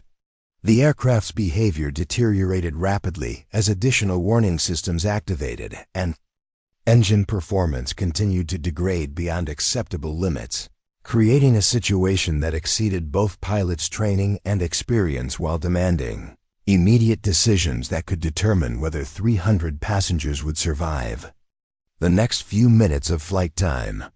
Sarah's position in the aft galley provided her with unique awareness of the aircraft's changing behavior through vibrations and sounds that were transmitted through the airframe structure rather than the cockpit instruments that focused Derek and Brad's attention on specific system parameters. Her 15 years of fighter pilot experience had developed sensitivity to aircraft performance anomalies that could indicate impending mechanical failure or combat damage requiring immediate corrective action. The passenger cabin remained relatively calm as most travelers attributed the increasing vibrations to normal turbulence rather than recognizing the signs of catastrophic mechanical failure that threatened their lives. Their trust in commercial aviation safety systems and pilot competence prevented the panic that might have developed if they had understood the true severity of their situation and the limitations of their crew's ability to respond effectively. Derek's communication with air traffic control revealed his growing concern about the aircraft's deteriorating condition and his need for immediate assistance in finding the nearest suitable airport for emergency landing procedures. His voice carried the professional calm that characterized experienced pilots during crisis situations, but underlying tension suggested his recognition that the current emergency exceeded his preparation and experience. The engine failure cascade accelerated as additional systems began shutting down automatically to prevent catastrophic damage that could threaten aircraft structural integrity and passenger survival. The sophisticated safety systems that normally protected commercial flights from mechanical problems were being overwhelmed by the severity and complexity of the current emergency situation. Brad's attempts to follow emergency checklist procedures were hampered by the rapid succession of new system failures that weren't covered by existing protocols designed for single-point failures rather than cascading emergencies that affected multiple critical systems simultaneously. His recent training had provided excellent preparation for routine problems, but hadn't anticipated the type of comprehensive mechanical breakdown that now threatened their aircraft. The cabin crew's emergency training had focused primarily on passenger evacuation procedures and basic first aid, rather than the type of aviation expertise that might be required during complex mechanical emergencies, where flight crew capability determined survival outcomes. Their role during genuine aircraft emergencies was typically limited to passenger management rather than technical problem-solving that required advanced aviation knowledge. Sarah's assessment of the situation drew on combat experience with aircraft emergencies that had required immediate action under life-threatening conditions where hesitation or incorrect decisions resulted in mission failure and potential loss of life. Her background included multiple incidents where technical expertise and decisive leadership had meant the difference between survival and catastrophe. Derek's radio communications with maintenance personnel and airline operations revealed his growing desperation as the aircraft's condition continued deteriorating, despite his best efforts to apply standard emergency procedures that had proven inadequate for the current crisis. His requests for technical assistance reflected his recognition that the situation had exceeded his ability to resolve through routine pilot training and experience. The passenger cabin's atmosphere began shifting as some travelers noticed the increasing severity of aircraft vibrations and began questioning whether their situation represented normal flight operations or something more serious that might threaten their safety. Their growing concern was amplified by subtle changes in engine sounds and aircraft behavior that suggested problems beyond routine turbulence or minor mechanical issues.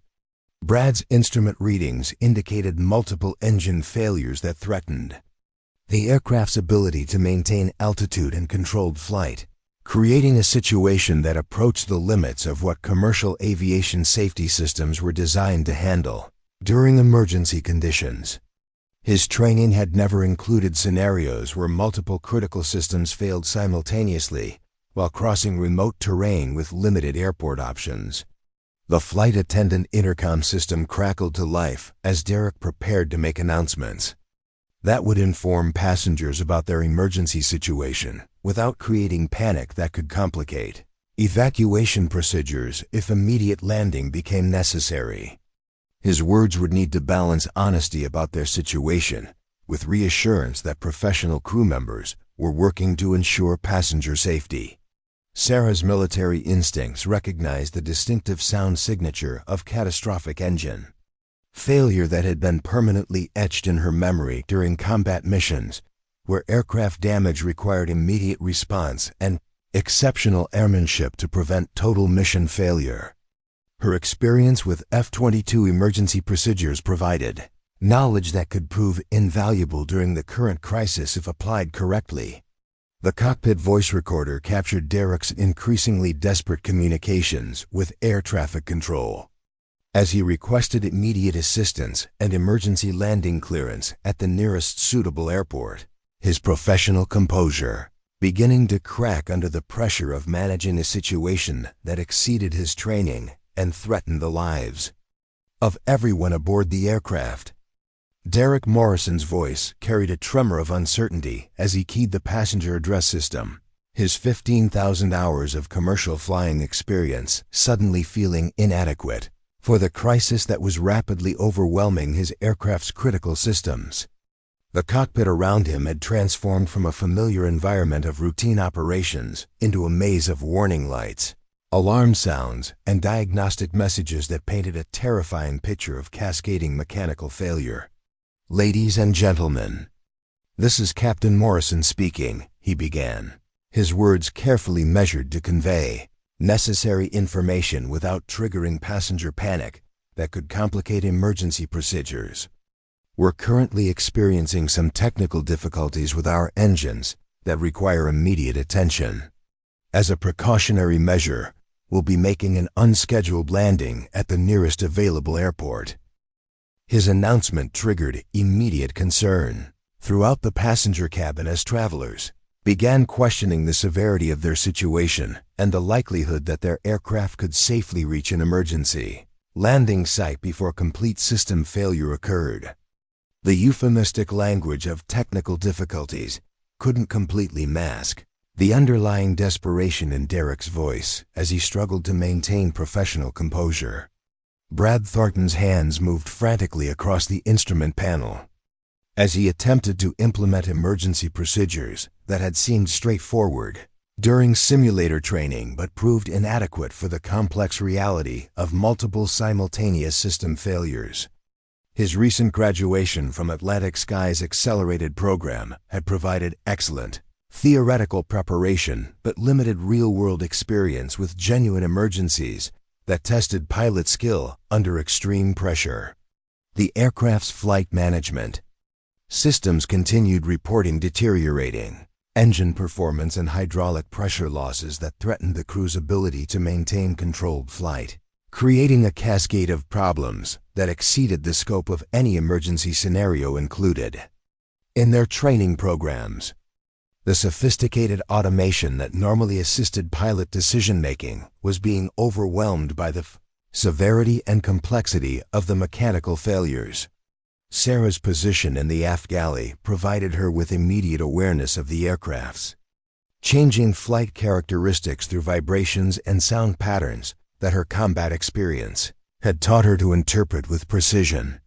The distinctive signatures of catastrophic engine failure were unmistakable to someone who had survived multiple combat emergencies where split-second recognition of aircraft problems had meant the difference between mission success and total disaster. Her 15 years of military flying had included numerous incidents where mechanical failures or combat damage had required immediate corrective action that exceeded standard emergency procedures, forcing her to rely on fundamental aviation principles and innovative problem-solving rather than predetermined checklists that couldn't cover every possible emergency scenario. The passenger cabin erupted in concerned conversations as travelers began sharing their fears and speculation about the true severity of their situation, their trust in commercial aviation safety beginning to erode as the aircraft's behavior became increasingly erratic and threatening. Some passengers attempted to use their phones to contact family members, while others reviewed safety cards that had seemed irrelevant during routine flights. Derek's communication with air traffic control revealed his growing desperation as multiple airports reported weather conditions or runway limitations that made emergency landing procedures problematic or impossible given their aircraft's deteriorating capabilities. The situation was evolving from a manageable emergency into a potential catastrophe that could exceed any reasonable expectation of pilot skill or aircraft design margins. The flight attendant emergency protocols required crew members to prepare passengers for potential evacuation procedures while maintaining calm and order that would facilitate successful emergency response if immediate landing became necessary. However, their training had focused on passenger management rather than the technical aviation expertise that might be required during complex mechanical emergencies. Rachel Pemberton's voice transmitted through the crew communication system as she attempted to coordinate emergency preparations while lacking the technical knowledge necessary to assess the true severity of their situation or the likelihood that standard emergency procedures would prove adequate for their current crisis. Her leadership during genuine emergencies had never been tested beyond routine medical incidents and passenger conflicts. Sarah's combat experience had included multiple occasions where she had been forced to take control of damaged aircraft during emergency situations that exceeded the capabilities of less experienced pilots, her exceptional training and natural ability enabling her to achieve successful outcomes when standard procedures proved inadequate for the complexity of battle damage or mechanical failure. The aircraft's flight characteristics continued deteriorating as additional systems failed and engine performance decreased below the minimum levels required for sustained flight, creating a situation where immediate action would be necessary. To prevent complete loss of control and potential catastrophic outcome for all passengers and crew members aboard the aircraft, Brad's attempts to contact Atlantic Sky's maintenance operations for technical assistance revealed the limitations of ground-based support when faced with emergency situations that required immediate action rather than consultation and analysis. That could provide guidance for future incidents, but offered no immediate solution for their current crisis. Derek's radio transmissions became increasingly urgent as he requested priority handling and immediate emergency response at the nearest available airport, his professional language beginning to break down under the stress of managing a situation that threatened to exceed his ability to maintain aircraft control through conventional piloting techniques and standard emergency procedures. The sophisticated emergency systems that protected commercial aviation from most mechanical failures were being systematically overwhelmed by the cascading nature of their current crisis, creating gaps in safety coverage that required human expertise and innovation rather than automated responses that had been designed for more predictable emergency scenarios. Sarah's recognition of the true severity of their situation prompted her to move forward through the passenger cabin toward the cockpit area, her military bearing and purposeful movement contrasting sharply with the confused activity of other crew members who lacked the technical background necessary to understand the implications of their aircraft's rapidly deteriorating condition. Passengers throughout the cabin began noticing Sarah's determined progress toward the front of the aircraft, her confident demeanor and obvious sense of purpose providing some reassurance that someone aboard their flight understood the gravity of their situation and possessed the knowledge necessary to take effective action during the crisis. The cockpit door's security systems had been designed to prevent unauthorized access during normal flight operations, but emergency procedures allowed crew members to gain entry during genuine crisis situations, where additional expertise or assistance might be required to ensure passenger safety and successful emergency response. Derek's acknowledgement of Sarah's presence in the cockpit doorway reflected his recognition that their situation had deteriorated beyond his ability to resolve through conventional means, his willingness to accept assistance demonstrating professional maturity and genuine concern for passenger welfare rather than ego protection or adherence to rigid hierarchical protocols. Captain Morrison. Sarah's voice carried the calm authority that had characterized her communication during combat missions where clarity and precision were essential for survival. I have extensive experience with emergency flight procedures. and aircraft systems that might be applicable to your current situation. Her offer of assistance represented a departure from normal commercial aviation protocols, where flight attendants were not expected to possess technical knowledge that could contribute to flight safety during mechanical emergencies, but the severity of their crisis made conventional role definitions irrelevant compared to the immediate need for any expertise that might prevent catastrophic outcome. Derek's desperate situation made him receptive to assistance from any source that might provide knowledge or capability beyond his own experience. His recognition that their aircraft was approaching the limits of controllable flight overriding normal concerns about protocol adherence or chain of command issues that would typically prevent flight attendant involvement in cockpit operations. The transformation in cockpit dynamics was immediate as Sarah's presence brought 15 years of combat flying experience and emergency response training that dwarfed the commercial aviation background of both Derek and Brad.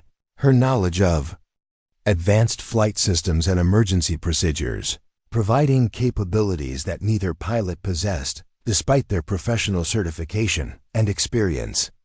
Sarah's initial assessment of the instrument readings and aircraft behavior drew on combat experience with battle-damaged aircraft that had required innovative solutions and exceptional airmanship to achieve successful outcomes when standard procedures proved inadequate for the severity of mechanical damage or system failures. We're looking at cascading engine failures with hydraulic system degradation, Sarah announced after reviewing the cockpit displays and feeling the aircraft's flight characteristics through control surface response. Her technical analysis providing clarity that had been missing from Derek and Brad's attempts to understand their situation through commercial aviation emergency procedures. Her diagnosis revealed the true scope of their emergency and the immediate actions that would be necessary to maintain aircraft control while attempting emergency landing procedures at the nearest suitable airport. Her expertise providing the foundation for decision-making that could determine whether their passengers would survive the next critical minutes of flight.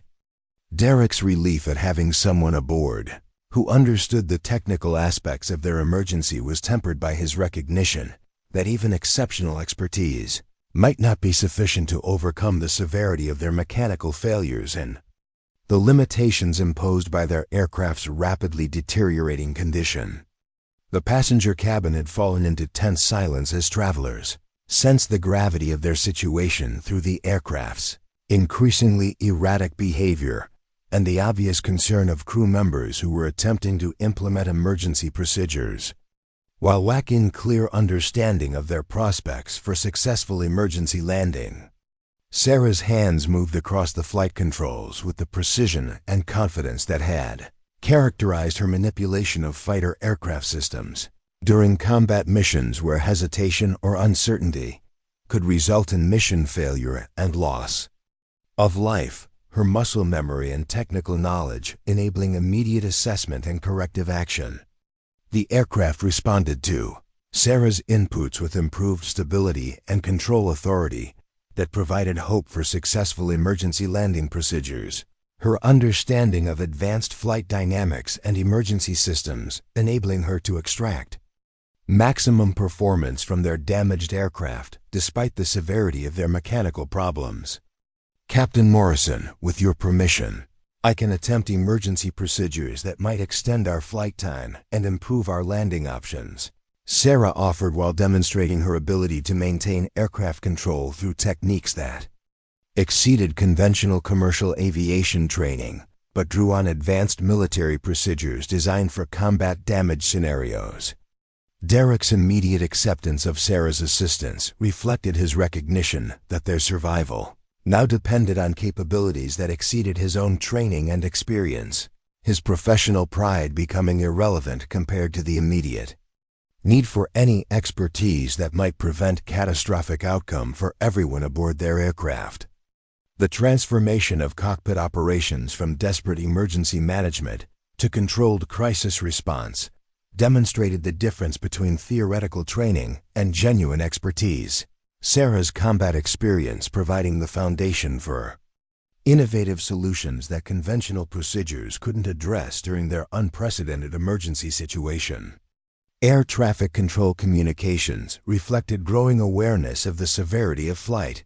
AS-847's emergency as ground-based personnel began coordinating emergency response resources and alternative landing options that might accommodate an aircraft with severely degraded flight capabilities and limited maneuvering authority.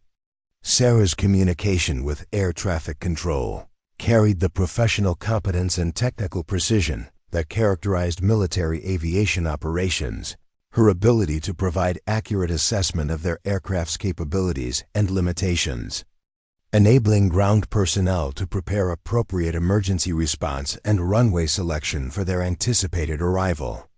The passenger cabin atmosphere began stabilizing as travelers sensed the improved aircraft control and purposeful activity in the cockpit area, their confidence slowly returning as Sarah's expertise began addressing the technical challenges that had threatened to overwhelm their aircraft's safety systems and pilot capabilities. Derek's announcement to passengers reflected his renewed confidence in their prospects for successful emergency landing, his words carrying genuine reassurance rather than the desperate optimism that had characterized his earlier communications. When the situation had seemed beyond resolution through conventional means, the coordinated emergency response at their destination airport reflected the aviation industry's comprehensive preparation for crisis situations.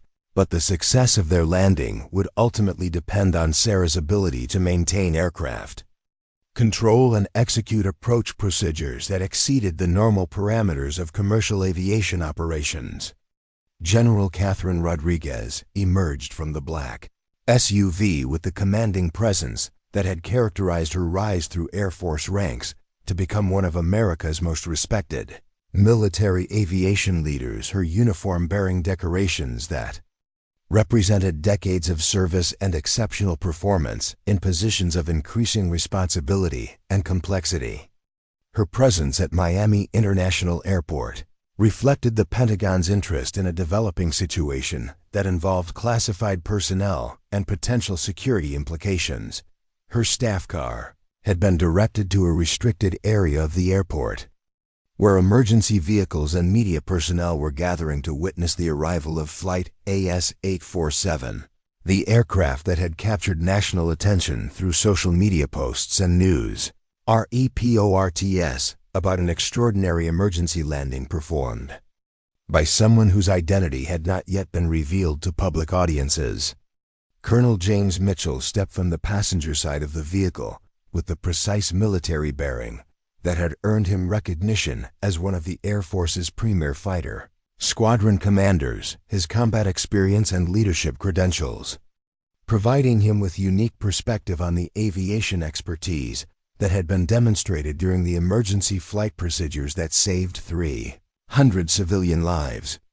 The airport's emergency response had been coordinated through federal aviation authorities who recognized the unprecedented nature of the incident and the potential implications for commercial aviation, safety and military personnel security that might require careful management to protect classified information and individual privacy.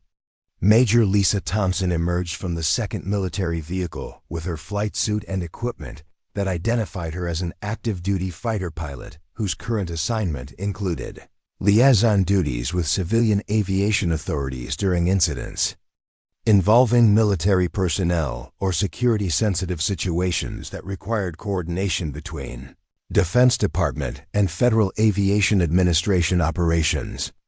The media presence had grown significantly since initial reports of the emergency landing had attracted attention from aviation journalists and social media influencers who recognized the dramatic potential of a story involving commercial aviation, crisis and heroic intervention by someone whose background remained mysterious to public audiences, eager for inspiring content. General Rodriguez's initial briefing from airport authorities had provided her with preliminary information about the incident and the involvement of someone whose military service record had triggered automatic security notifications that required Immediate attention from senior Defense Department personnel responsible for protecting classified operations and personnel. The passenger deplaning process had been carefully managed to prevent unauthorized media access while allowing family members and emergency personnel to provide necessary assistance and support. But the individual who had performed the emergency flight procedures had not yet been identified publicly or made available for media interviews. Sarah Martinez emerged from the aircraft jetway with the same understated competence that had characterized her approach to every challenge throughout her military and civilian careers, her civilian clothes and modest demeanor providing no indication of the extraordinary expertise that had saved hundreds of lives during the previous hour of crisis and emergency response. Her recognition by General Rodriguez was immediate and emotional, reflecting years of professional relationship and mutual respect that had developed during Sarah's distinguished military service and the General's awareness of her exceptional capabilities and dedication to mission success under the most challenging circumstances. Captain Martinez, General Rodriguez announced with the formal recognition that military protocol required, while her personal pride and professional admiration were evident to everyone present. Your performance today exemplifies the highest traditions of military aviation and the exceptional training that prepares our fighter pilots for any challenge that threatens American lives. The assembled crowd of passengers, crew members, airport personnel, and media representatives absorbed the General's words with growing awareness that they had witnessed something extraordinary performed by someone whose background and capabilities had been completely unknown to them during their hours of casual cruelty and systematic humiliation. Colonel Mitchell's approach reflected his familiarity with Sarah's service record and his professional appreciation for the combination of technical skill and leadership courage that had been required to successfully manage the complex emergency that had threatened Flight AS-847 and everyone aboard the aircraft. Sarah, your squadron leadership during Operation Enduring Freedom was legendary among fighter pilots, Mitchell announced while consulting his service records and deployment documentation that detailed her combat missions and exceptional performance under conditions that had tested every aspect of her training and character. The revelation of Sarah's military rank and combat experience created immediate recognition among the assembled crowd that their casual dismissal and systematic harassment had been directed toward someone whose actual qualifications and service record dwarfed their own accomplishments and social status. Major Thompson's contribution to the recognition ceremony included specific details about Sarah's flight hours, combat decorations, and leadership positions that had established her reputation as one of the Air Force's most exceptional pilots. During her 15 years of active duty service in multiple combat theaters and classified operations, Captain Martinez logged over 2,000 hours in F-22 Raptors during combat deployments that included some of the most challenging missions flown during recent military operations.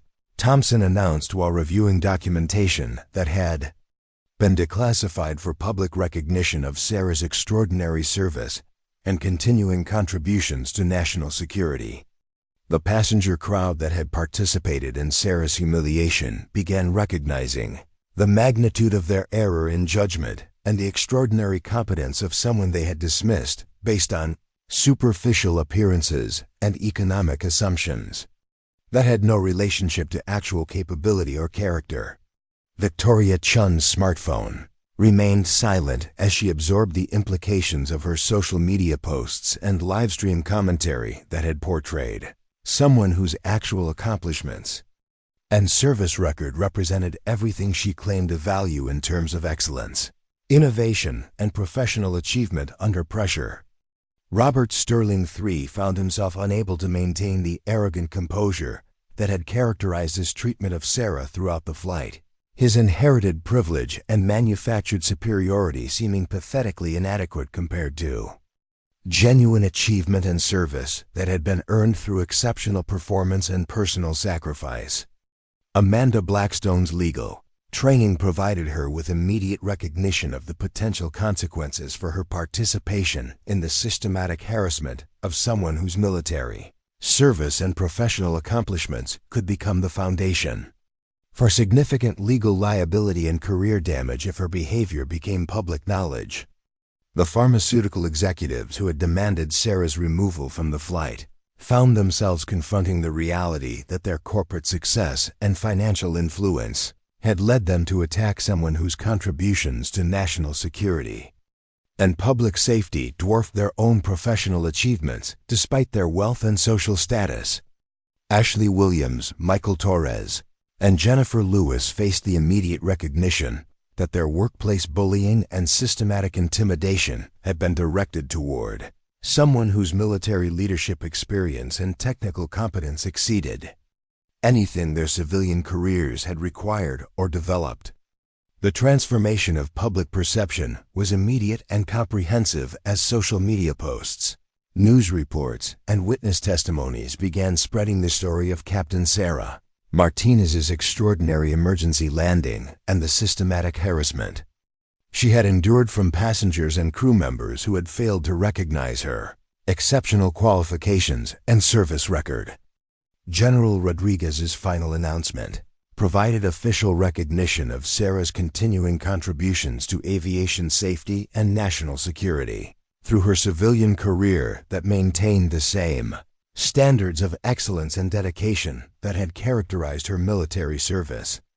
The Air Force is proud to announce that Captain Martinez will be receiving the Distinguished Flying Cross for her actions today, which exemplify the courage and skill that make our military aviation community the finest in the world, Rodriguez declared while the assembled crowd absorbed the implications of witnessing genuine heroism performed by someone they had systematically underestimated.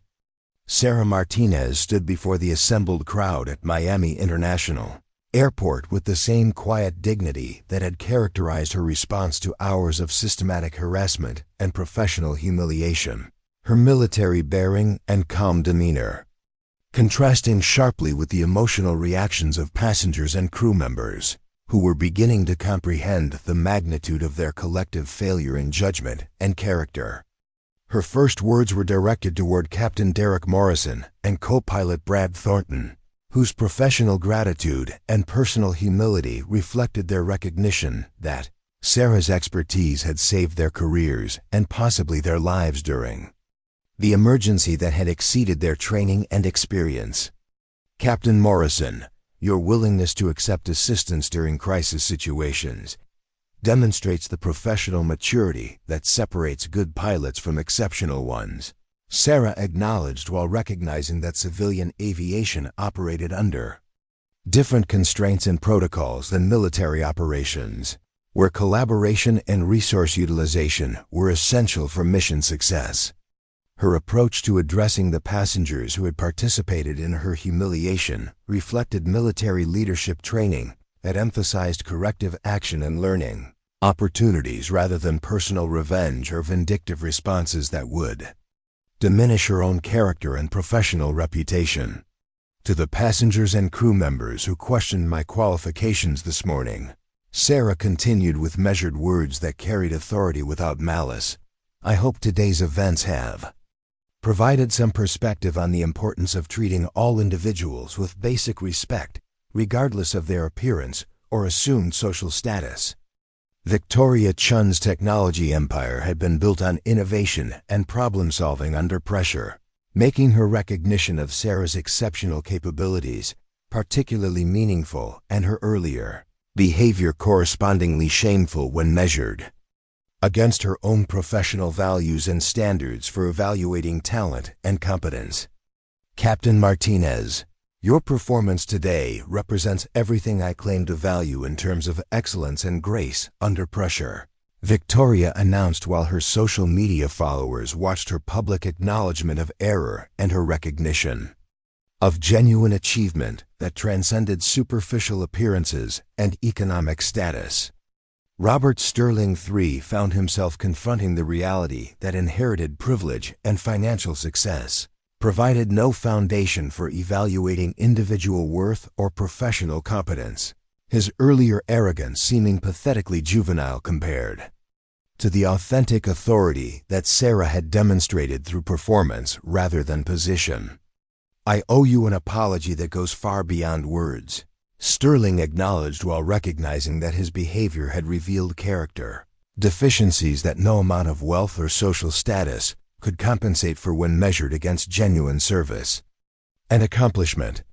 The systematic reversal of social dynamics reflected broader cultural problems where superficial judgments and economic prejudice prevented recognition of individual merit and capability, creating systemic injustices that undermine both human dignity and organizational effectiveness. Amanda Blackstone's legal expertise provided her with clear understanding of the professional and personal consequences that could result from her participation in the systematic harassment of someone whose military service and continuing contributions to public safety represented protected categories under federal employment law. Mitchell Goldman and David Crawford's pharmaceutical careers had been built on scientific innovation and life-saving treatments that served the public good, making their recognition of Sarah's service particularly meaningful and their earlier behavior correspondingly inappropriate when measured against their own professional missions and values. The crew members who had participated in workplace bullying and systematic intimidation faced immediate recognition that their behavior had violated both company policies and basic human decency while targeting someone whose qualifications and character exceeded their own by every meaningful measure. Sarah's final statement addressed the broader implications of the day's events for commercial aviation safety and the importance of recognizing that exceptional individuals often worked in humble circumstances where their true capabilities remained hidden until crisis demanded their expertise. The airline industry, like every profession, benefits from diverse backgrounds and experiences that may not be immediately apparent but become invaluable during challenging situations, Sarah observed while noting that military veterans often pursued civilian careers that utilized their skills in unexpected ways. The transformation of Atlantic Sky's corporate culture began immediately as senior executives recognized the liability exposure and reputational damage that could result from systematic harassment of employees whose backgrounds and capabilities had not been properly evaluated or appreciated by management personnel. Patricia Hammond's supervisory position became untenable as her behavior toward Sarah was documented through multiple sources and witness testimonies that revealed a pattern of workplace bullying and discriminatory treatment that violated federal employment law and company policies regarding veteran employees and protected classes. The media coverage of the incident focused national attention on the treatment of military veterans in civilian workplaces and the importance of recognizing that service members often possessed exceptional capabilities that could benefit civilian organizations if properly identified and utilized rather than dismissed through superficial judgments. Sarah's establishment of the Veterans Aviation Foundation provided a constructive outlet for the recognition and financial support that resulted from her public recognition, creating opportunities for other military aviators to transition successfully into civilian careers where their skills could continue serving public safety and transportation needs. The passenger manifest for Flight AS-847 became a case study in social dynamics and prejudice that was analyzed by business schools and psychology departments as an example of how superficial judgments and economic bias could prevent recognition of exceptional individuals whose contributions exceeded conventional expectations. Sarah's decision to continue her civilian aviation career with Atlantic Sky, but in a training and safety role that utilized her military experience, demonstrated her commitment to improving commercial aviation safety while providing opportunities for other veterans to contribute their skills to civilian transportation systems. The systematic changes in airline industry hiring and evaluation procedures reflected growing recognition that military experience provided valuable capabilities that enhanced civilian aviation safety and operational effectiveness when properly identified and utilized rather than overlooked through conventional screening processes. Up next, you've got two more standout stories right on your screen. If this one hit the mark, you won't want to pass these up. Just click and check them out.